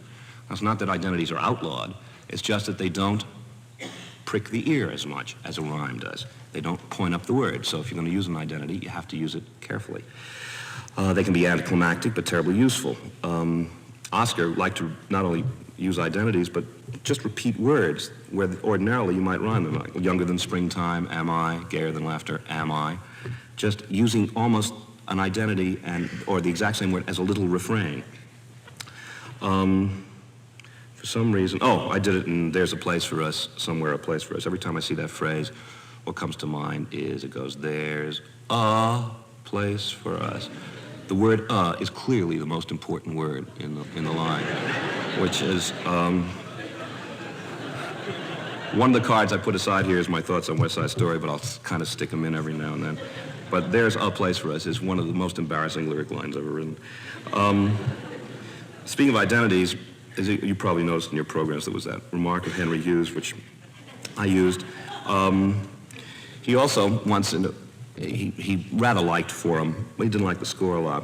And he said, unfortunately, the lyrics aren't often as graceful or as nice as my favorite, and then he quoted it as, I pine, I blush, I squeak, I walk. Today I woke too weak to walk. Now the line is, for those of you who don't know, I pine, I blush, I squeak, I squawk. Today I woke too weak to walk. He thought that walk and walk was a very nice rhyme. And in fact, when a friend of mine accosted him with this a week later, something like that, he said he liked his better. Well, I squeak, I walk is a very curious combination of words. One of the things you try for in rhyming is to be fresh but inevitable, which I guess is what you try for in all kinds of writing. Always to have surprise, but not so wrenched that the listener does that and then loses the sense of the line. Lyrics are full of it. Larry Hart is full of that. It's one of the reasons I'm down on Hart. The hardest kind of word to rhyme is day, because it's the content that matters. Day is when I use my rhyming dictionary. That's when you go down all the lists of all the A rhymes because you have vague thought in your head and you want to express it. Whereas if you're going to rhyme something like orange, it restricts your thought greatly. There isn't an awful lot you can do, so it makes it easier for you. I was quoted in Time as saying that orange or and porringer rhyme. They don't unless you happen to be in certain sections of the country or unless the lyric's very fast. But I would never rhyme orange or and porringer. But, so I was a little embarrassed to see it. It's much more fun to try to rhyme words like month, because then you have to invent a character who lisps, and then you can say oneth and dunth and things like that. Or you have to use it as part of an inner scheme where you say unthinking, things like that. Those are much more fun. But day is the hardest kind of rhyme to make. The function of a rhyme is what really counts. You shouldn't just rhyme because you want to rhyme. What a rhyme essentially does is point up the word that rhymes. And if you don't want that word to be the most important word in the line, don't rhyme it. I have an example out of Cole Porter, but I guess it's not on this card. Also, of course, rhyme helps shape the music. It helps the listener hear what the shape of the music is. Inner rhymes, which are fun to work out if you have a puzzle mind, have essentially one quality, I think, which is to speed the line along. Where's the life that late I led, which I was going to quote a little bit from, gives an example of that. I mean, Porter obviously is the master on inner rhymes, and when he uses them right and well, what they do is make the line not only funnier, but speed it up. Like, where is Venetia, who loved to chat so? Could still she be drinking in her stinking pink palazzo? That's not a very funny line, but you all laughed at it. And the reason you laughed at it is because the inner rhyme speeds it and makes it funnier and gives it a shine. It's even a better one here, which is this is perfectly decent joke, but the inner rhyme makes it a superb joke. And lovely Lisa, where are you, Lisa? You gave a new meaning to the Leaning Tower of Pisa. And that's a really good joke because of the leaning and the meaning. The other thing is, inner rhyme can be used a great deal for strength. Our love was too hot not to cool down. That not makes that line rock solid. And it's a very useful a way to strengthen lines. I use it a lot in Ladies Who Lunch. They're kind of hidden, and they were to give the lines, again, some kind of tautness so that you would feel what the lady is feeling. Here's the Ladies Who Lunch, aren't they too much? Keeping house but clutching a copy of life just to keep in touch. The clutch is hidden. It occurs in each of the little sections. There's always that little inner rhyme, but it's never there's not a musical pause there. There's no way of pointing it up. It's just to help make the line tenser the way she is. It's very bad, I think, to use rhymes when you bend the sense for them. And it's my major objection to Lawrence Hart's lyrics, but more of that anon. Another thing that rhyme does is it implies education. One of the most embarrassing moments of my life as a lyric writer was connected with West Side Story. We'd had a run through. It was a smashing success for all the gypsies. And some of my friends were out front, and lyric writers whom I admired, like Sheldon Harnick. And I spoke to Sheldon afterwards, and I said, well, what did you think, knowing that he was going to fall to his feet and lick the sidewalk? And he said, oh, I thought it was terrific. I said, well, tell me what's wrong. Well, he said, well, there's that lyric, I Feel Pretty. Now, I thought I Feel Pretty was just terrific. And I had been spending a year of my life before I wrote I Feel Pretty rhyming day and way and me and be. And I wanted to show, it was my first time out, that I could do inner rhymes too. So I had this girl, this uneducated Puerto Rican girl singing It's Alarming How Charming I Feel. You know, she would not be unwelcome in Noel Coward's living room.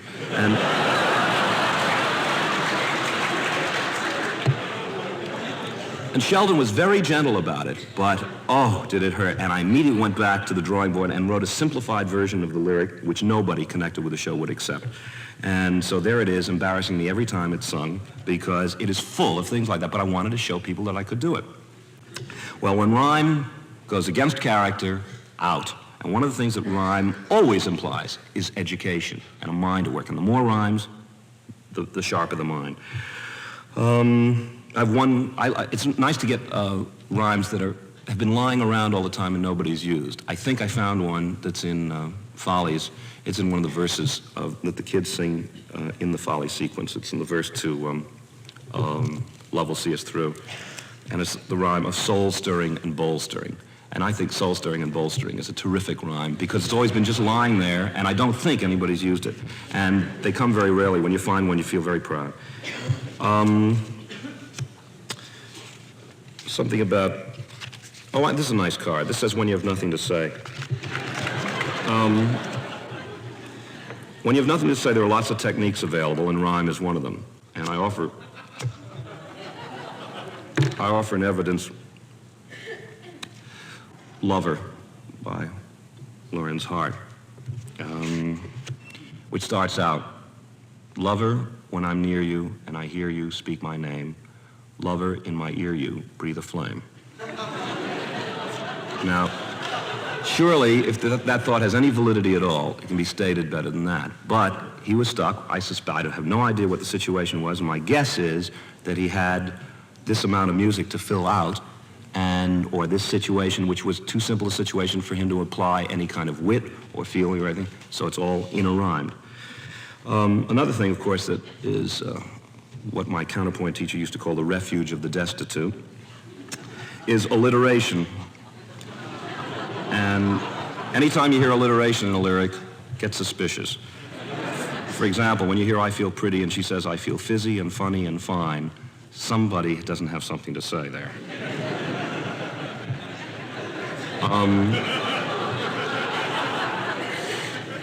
That's as opposed to a line very much like it I used in Gypsy, which is in Small World, where she says at the end, small and funny and fine.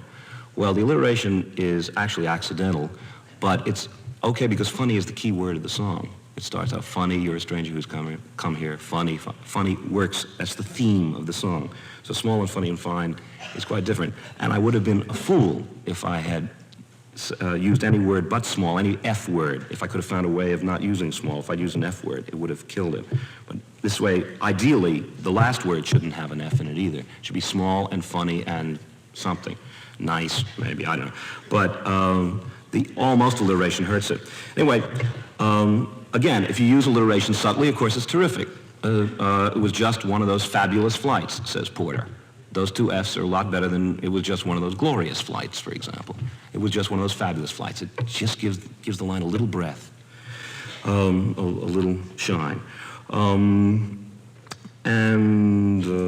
charming, I've covered that. Of course, the other thing is when you hear words like just, unless they're really used as an intensifier, it's usually to fill out a line. I have an example from Hart in a minute. And when you hear phrases like I know at the end of a line, curious enough, I mean, there was a lady in town at a nightclub who used, her act was that she would rhyme anything about you. You'd give her information about your husband or your wife, and then she came with a piano that was wheeled over to your table, and then sang,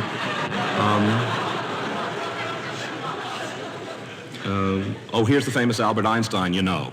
And then she would say, hey, a violin, it's so. And everybody said, isn't she brilliant how she rhymes so quickly? And well, you hear a lot of that in so-called professional work. Even Porter, who has a terrific joke in Let's Do It, but it's fun to catch him out. And he says, electric eels, I might add, do it. Though it shocks him, I know. What is that I know doing there? Though it shocks him. That's the end of the thought. Though it shocks him, I know. I know because he gets to a perfectly terrific joke. Why ask if Shad do it? Waiter, bring me Shad Roe. But I would like him to have worked a little harder so that the I know, really doesn't lend tone. Humor. It's always better to be funny than clever, and a lot harder. Cleverness, I think, again, is a fairly easy commodity. Porter versus Lesser, for example. Where's the Life versus Adelaide's Lament? I mean, I'd like to sign my name to both songs, but if I'm pushed to the wall, I'd rather sign it to Adelaide's Lament, because even though the jokes sort of run out as the song goes on, it really is funny. And there are very few times you really laugh in a theater at a lyric joke. Very few times.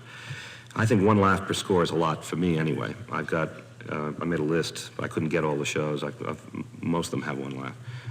West Side Story, there's the section in Krupke, which uses a favorite technique of mine, which is parallel lines where you just make a list. And my father is a bastard, my mom's an SOB, my grandpa's always plastered, my grandma pushes tea, my sister wears a mustache, my brother wears a dress. Goodness gracious, that's why I'm a mess. Now, it's not terribly funny on its own, but it brought down the house every night. And it's because, though the joke isn't so spectacular, the form of it helps make it funny. And it was a genuine piece of humor because it depended not on cleverness, but on the kids' attitudes.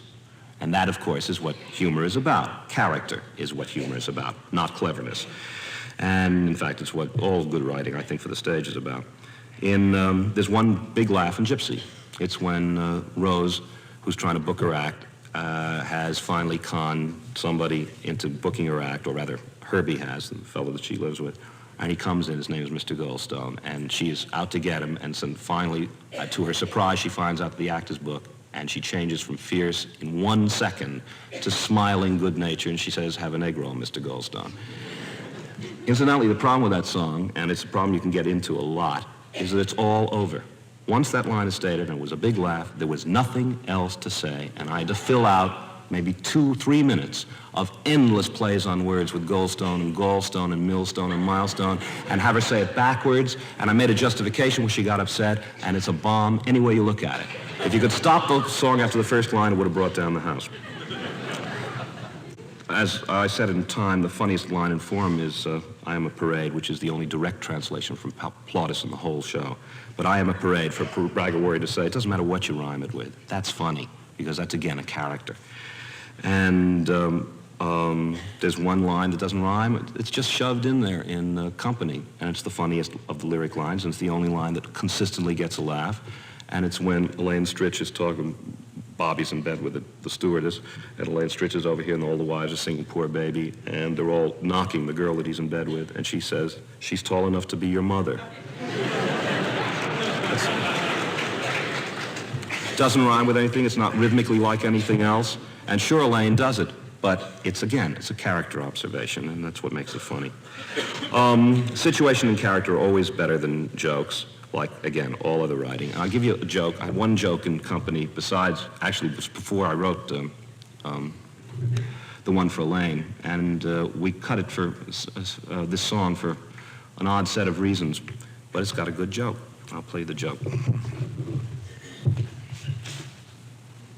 This is the song originally written for Amy.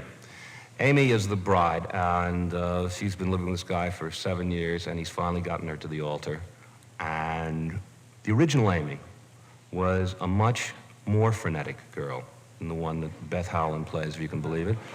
She was a TV comic, and she was full of gestures like that and smart words. And so this was her little nightmare. It did not take place in the kitchen. It was in limbo on the stage, and it started with a choir doing familiar stuff, which you'll hear, and then she came careening on and tried to shush them up and stop them, because the choir, actually, I'm sorry, they weren't choir, they were wedding guests. They were moving from this side of the stage, and they just were like a juggernaut. They just kept, she couldn't stop them, and they all went up and took their positions in the chapel.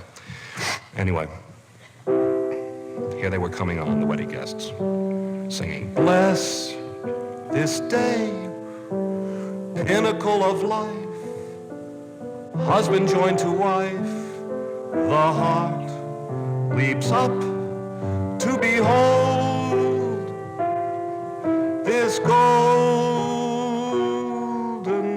day." And out came this crazy lady. And she tried to stop them, and she couldn't. She turned to the audience. The chapel is gleaming. The guests are inside. The parents are beaming. And look at the bride. Beautiful gown, even at retail. Lamp the veil, folks, notice the coif. And another fabulous detail, the wedding is off.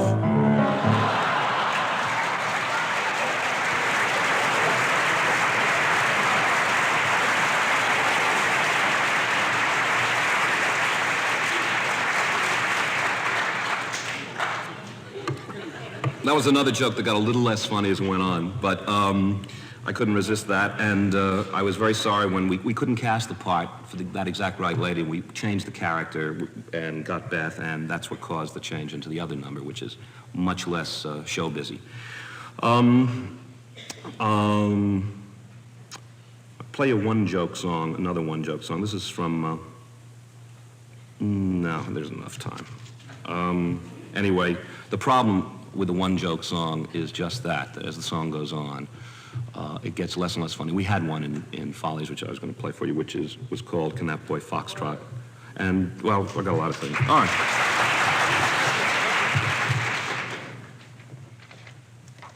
This was for Yvonne DiCarlo, or the character of Carlotta, rather. And it was written as a throwaway, which is why it's a one-joke song. I've written enough one-joke songs to know when to avoid them. But this was supposed to be done by a lady at a piano, or standing next to a piano with a drink in her hand. She was going to drink throughout the whole song, and everybody would applaud, and she was an absolutely minor character. And it went like this. She says she's talking about a number she had in the Follies, and that it was a college number, and she was the queen of the prom, and she was looking for a partner, but they all disappointed her, and she explains why. I know this grocery clerk, unprepossessing. Some think the boy's a jerk. They have my blessing, but when he starts to move, he aims to please, which only goes to prove that sometimes in a clerk you find a Hercules. He hasn't much that's plus. You might describe him thus: a false alarm, a broken arm, an imitation Hitler, and with littler charm. But oh, can that boy foxtrot? His mouth is mean, he's not too clean. What makes him look reptilian is the brilliantine. But oh, can that boy foxtrot? Who knows what I saw in him? I took a chance. Oh yes, one more flaw in him. He can't dance. As dumbbells go, he's rather slow. And as for being saintly, even faintly, no. But who needs Albert Schweitzer when the lights are low? And oh boy, can that boy foxtrot?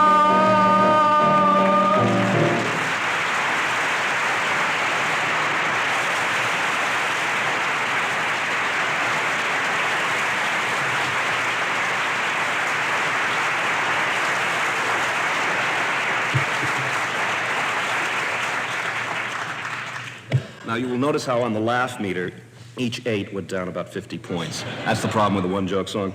When we cast Yvonne, obviously the part had to be more important, and I wasted some time trying to build that number into a large piece by using a whole trick middle section. And we opened with it in Boston. She did it very well, but it was still, and the audience knew it, no matter how much she cavorted on the stage, and she has a very large register. She did 3 trick voices. It always started out slam bang and then ended up with a nice hand, which is why we replaced it with I'm Still Here out of town. Well, writing habits. I thought this might amuse somebody. I write lying down so I can go to sleep easily. That's true. I write about 10 minutes and sleep for about 2, on the average. I also write on legal pads, that is to say, these yellow sheets like that, and in very small writing. It's partly for frugality. I used to write on both sides of the page, and Leonard Bernstein was so shocked by that because he would constantly try to find lyrics, and he would get all involved turning the pages over, and he got annoyed. So I don't do that. I figured I could afford some legal pads. And I find it very useful, for those of you who write songs, to use a separate pad for each section of the song, because as I get ideas and things like that, and I slip it into the pad and then refine it a little more, it's nice to have the release over there and the first 2/8 over here and that sort of thing. I do lots of recopying. That's like pencil sharpening. I get a quatrain that's almost right, so I'll tear off the sheet and write a whole new clean, start it up at the top with my nice little quatrain, which I know isn't right, but it makes me feel as if I've accomplished something. I use a rhyming dictionary, namely the Clement Wood, which is the only one I would recommend to anybody, because it's the only rhyming dictionary with lists of words where the I just goes up and down the columns. And it's pretty good. Of course, you don't use a rhyming dictionary for trick rhymes. You won't find them in there. Use it for day and may and nation and consternation and other identities. I use a thesaurus, and the Dictionary of American Slang is very useful if you're writing contemporary stuff. I use soft lead pencils, very soft. That makes, supposedly, the writing easier on your wrist, but what it really does is allow you to sharpen it about every 5 minutes.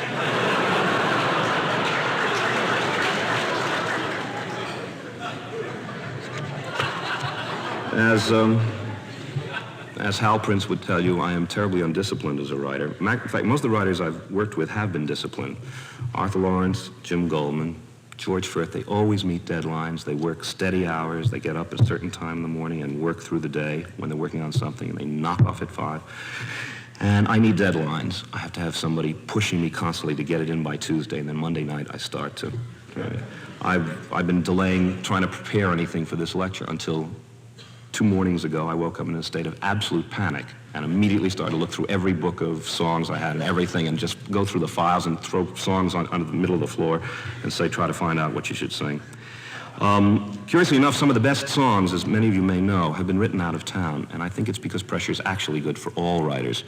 I think Little Tin Box was written out of town. I know that Getting to Know You was written out of town by Rosin Hammerstein. In my own case, Being Alive, which I think is a first-rate song, was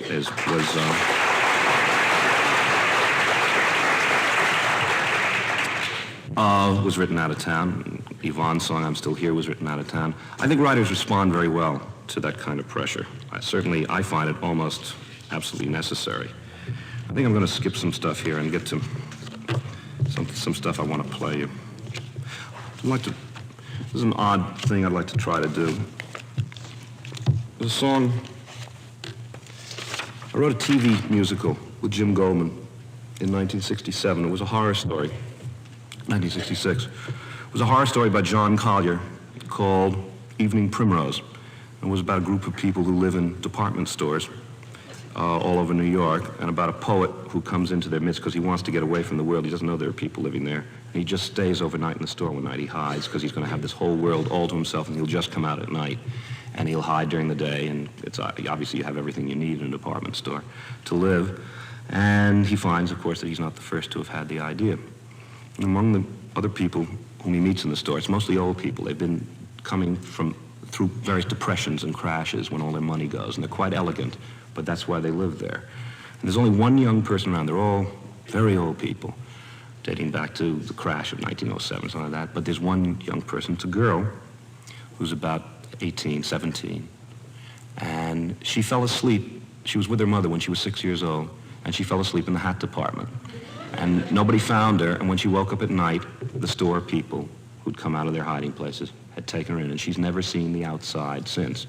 There's a whole menace element where if you try to break out of the society, terrible things happen to you, which I won't go into. At any rate, she meets the hero, the poet, and in their first long scene together, she tells him her story. And it's a song called I Remember.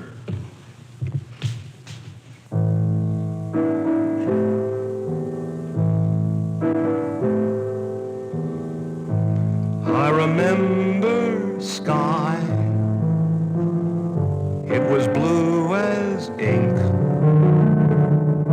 or at least I think. I remember sky. I remember snow, soft as feathers, sharp as thumbtacks, coming down like lint. And it made you squint when the wind would blow.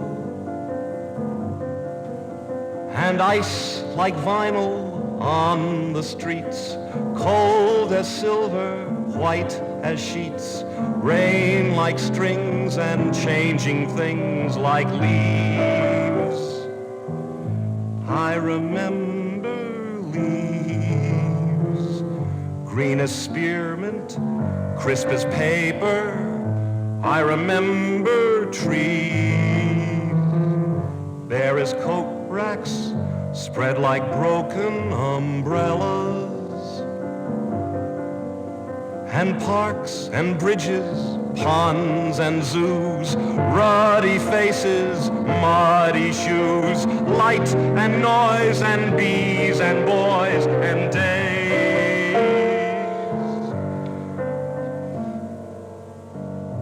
I remember days, or at least I try. But as years go by, they're a sort of haze, the bluest ink isn't really sky. And at times I think I would gladly die for a day of sky.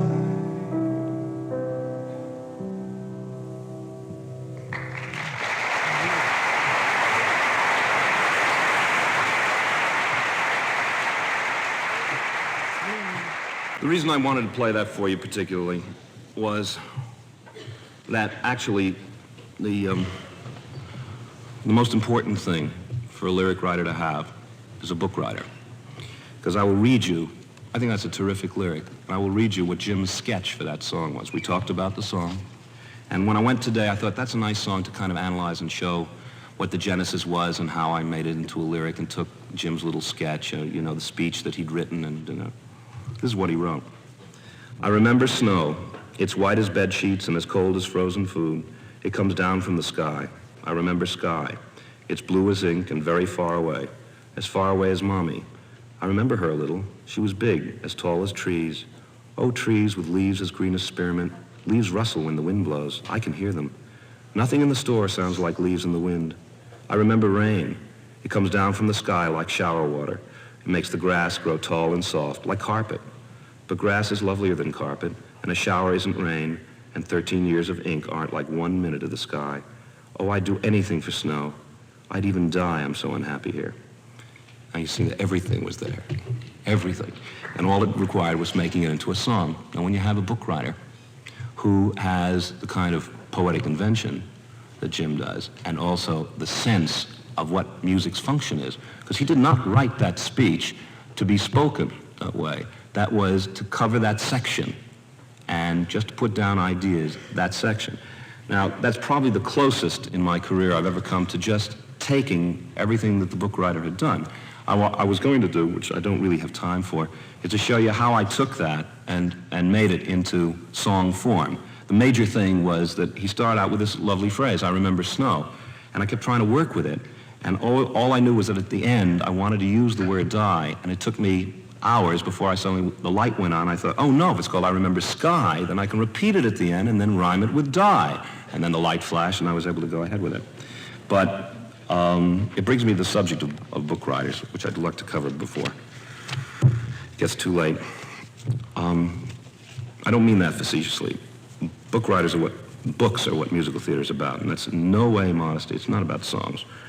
It always annoys me deeply, I'd like to use stronger language than that, when I read those reviews, as we've gotten a lot of just now with Follies, that say the show was good in spite of the book. No, the show is good because of the book. For example, people think that a book is the dialogue. It isn't at all. It's the scheme of the show. It's the way the songs and the book work together. It's the songs and the dialogue work together. It's also the style of the show. Very few directors superimpose a style. For example, Hal was struck when he read this book. Something flashed in his head, and he saw that picture of Gloria Swanson standing in the rubble of the Roxy Theater. And it gave him an entire approach as a director towards the show. But he'd seen that picture many times. Why did it strike him? Because he read this book. This book suggested it. This book suggested the style, which then he carried on. Then through his stylistic things, Jim takes from him, I take from Hal. And that's what a collaboration is.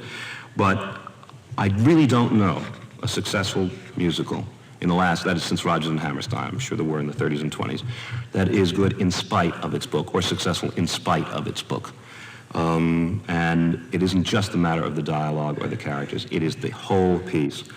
It's the seed from which the collaboration grows. I've just given you an extreme example of how I steal from a book writer, but any book writer I work with knows that's what I'm going to do, and I try to help him out wherever I can too, because that's the only way you make a piece, make a texture. I keep reading and hearing all the time about people who write books and then give them to composers, or composers who even write scores and then get a book writer. I don't understand how that works. The piece can't have a texture unless it's all melded into one piece. So it is right that you should steal from each other. Maybe not such wholesale theft as that, but you should steal. The interrogation, the long section in Anyone Can Whistle, the thing called Simple, was Arthur wrote some sketches, paradoxical. I wrote some syllogisms lyrically. We got together, we sat at a piano, and we sort of ad-libbed our way through it, because we knew there was going to be this mixture of dialogue and song. It was going to go on for 12 minutes. It better sound like one writer wrote it, or it's going to be terrible. The other thing about book, of course, is the character, is the essence of everything, and that's what dramatic songwriting is about. Wilson Meisner said a phrase that I love, and I love to repeat, so I repeat it to you. He said, people beat scenery, and that's what the musical theater is about. In fact, it's what theater is about. The thing that you must ask yourself always, I think, when you're writing songs for a dramatic piece is, why are they necessary to the play? Not just why do they enhance it or wouldn't they be fun? Why are they necessary? Why is the play a poorer thing without them?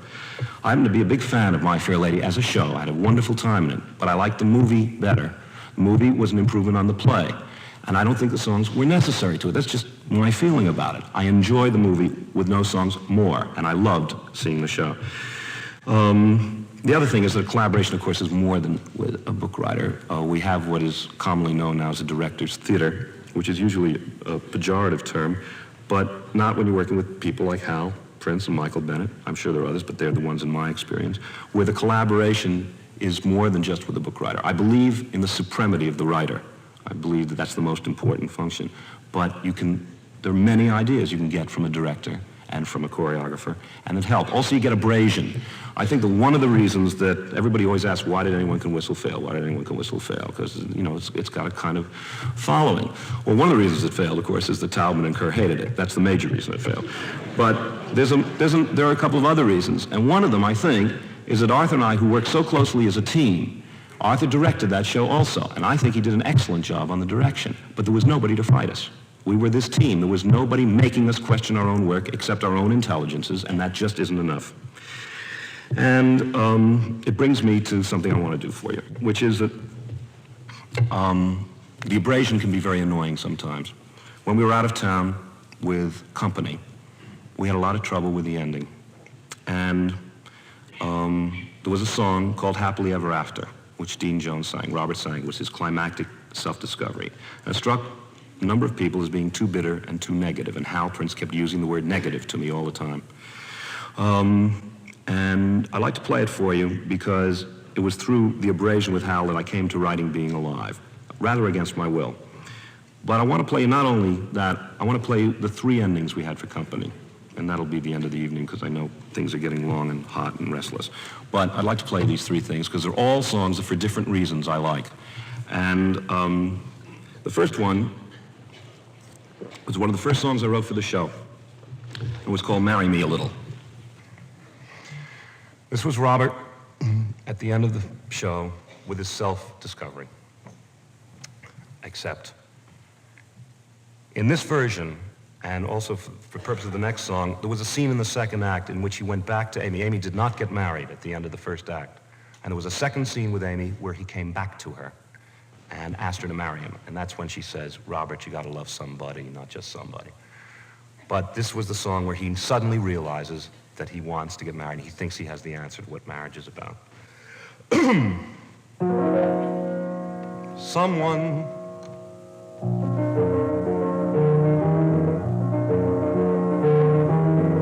marry me a little, love me just enough, cry but not too often, play but not too rough, keep a tender distance so we'll both be free.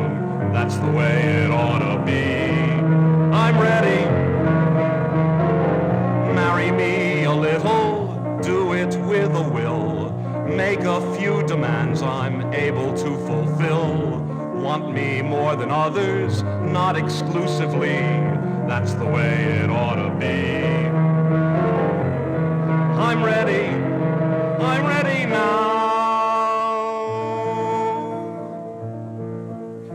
You can be my best friend, I can be your right arm. We'll go through a fight or two, no harm, no harm. We'll look not too deep, we'll go not too far. We won't have to give up a thing, we'll stay who we are. Right? Okay then, I'm ready now. Amy, marry me a little, enough. Warm and sweet and easy, just the simple stuff. Keep a tender distance, so we'll both be free. That's the way it ought to be. I'm ready, marry me a little, do it with a will. Make a few demands I'm able to fulfill. Want me first and foremost, keep me company. That's the way it ought to be. I'm ready now.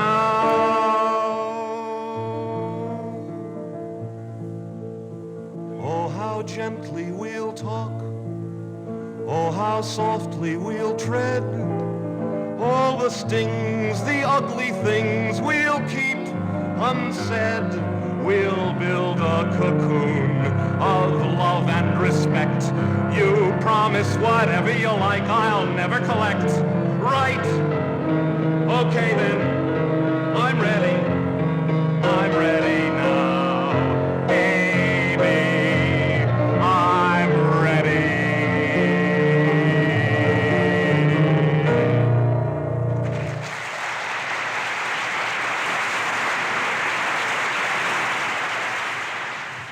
We decided that was, in a certain sense, too knowing a song, and that the audience might not get the lie that Robert is telling himself. So I wrote another one for him to preceding his proposal to Amy. In this version, by now the set had been designed, and Robert was to take a tour through the rooms after singing the first chorus. And this is merely a song which he thinks he's in love, finally, with Amy.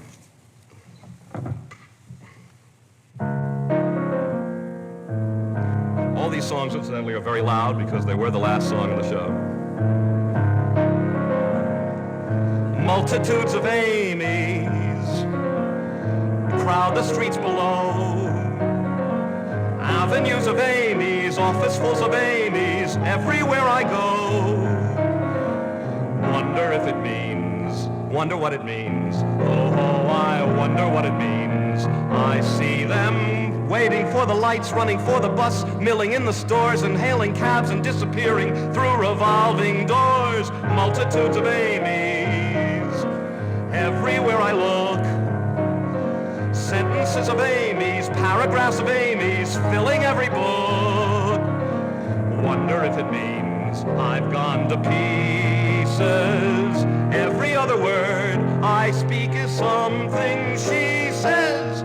Walls hang with pictures of Amy's, galaxies of Amy's dot the night skies. Girls pass and look at me with Amy's eyes. I've seen an audience of Amy's, watch a cast of Amy's act in a play. Seems there are more of her every day. What can it mean? What can it mean?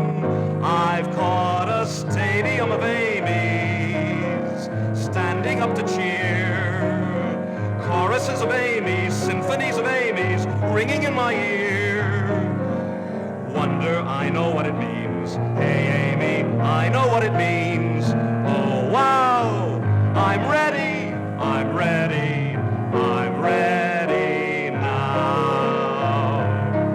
And then he started to wander through the rooms, and he'd take something from each of the couples, maybe a boutonniere or something like that, or a flower from somebody's room, to show how they'd affect him. And then he sang, all that it takes is two, Amy, me, Amy, you, Amy. And he continues his tour.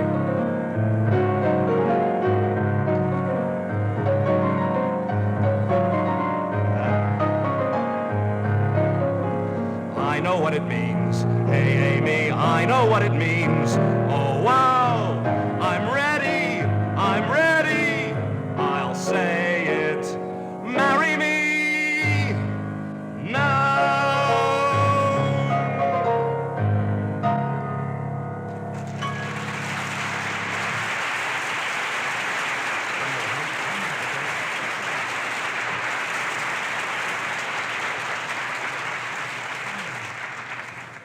This was what we did for Boston.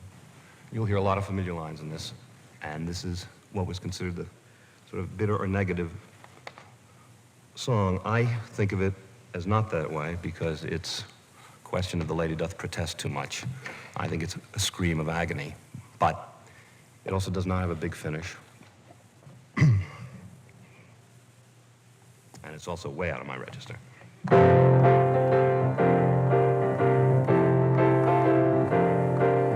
Someone to hold you too close, someone to hurt you too deep, someone to love you too hard, happily ever after. Someone to need you too much, someone to read you too well, someone to bleed you of all the things you don't want to tell. That's happily ever after, ever, ever, ever after in hell. Somebody always there sitting in the chair where you want to sit always, always. Somebody always there wanting you to share just a little bit always, always. Then see the pretty girl smiling everywhere from the ads and the TV set. And why should you sweat? What do you get? 1 day of grateful for 6 of regret. With someone to hold you too close, someone to hurt you too deep, someone to bore you to death, happily ever after. Someone you have to know well, someone you have to show how, someone you have to allow the things you'd never allow. That's happily ever after, ever, ever, ever after, till now. So quick, get a little car, take a little drive, make a little love, see a little flick, do a little work, take a little walk, watch a little TV, and click, make a little love, do a little work, get a little, click, make a little love, do a little work, get a little drunk. You've got one little trip, 70 years, spread it around. Take your pick, buy a little here, spend a little there, smoke a little pot for a little kick, waste a little time, make a little love, show a little feeling. But why should you try? Why not sure feel a little lonely, but fly? Why not fly? With no one to hold you too close, no one to hurt you too deep, no one to love you too hard, happily ever after. No one you have to know well, no one you have to show how, no one you have to allow the things you'd never allow. That's happily ever after, ever, ever, ever after, for now. Ever, ever, ever after. Ever, ever, ever, ever after. Ever, ever, ever, ever, ever, ever after.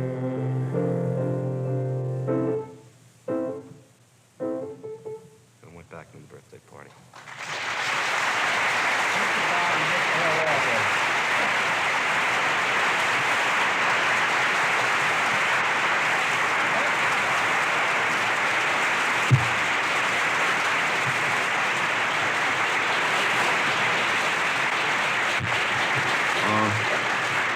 I had a bow-off line with a quote from Company. It's when April says, I don't have anything more to say. I have a lot more to say, but I don't have anything more to say. Thank you.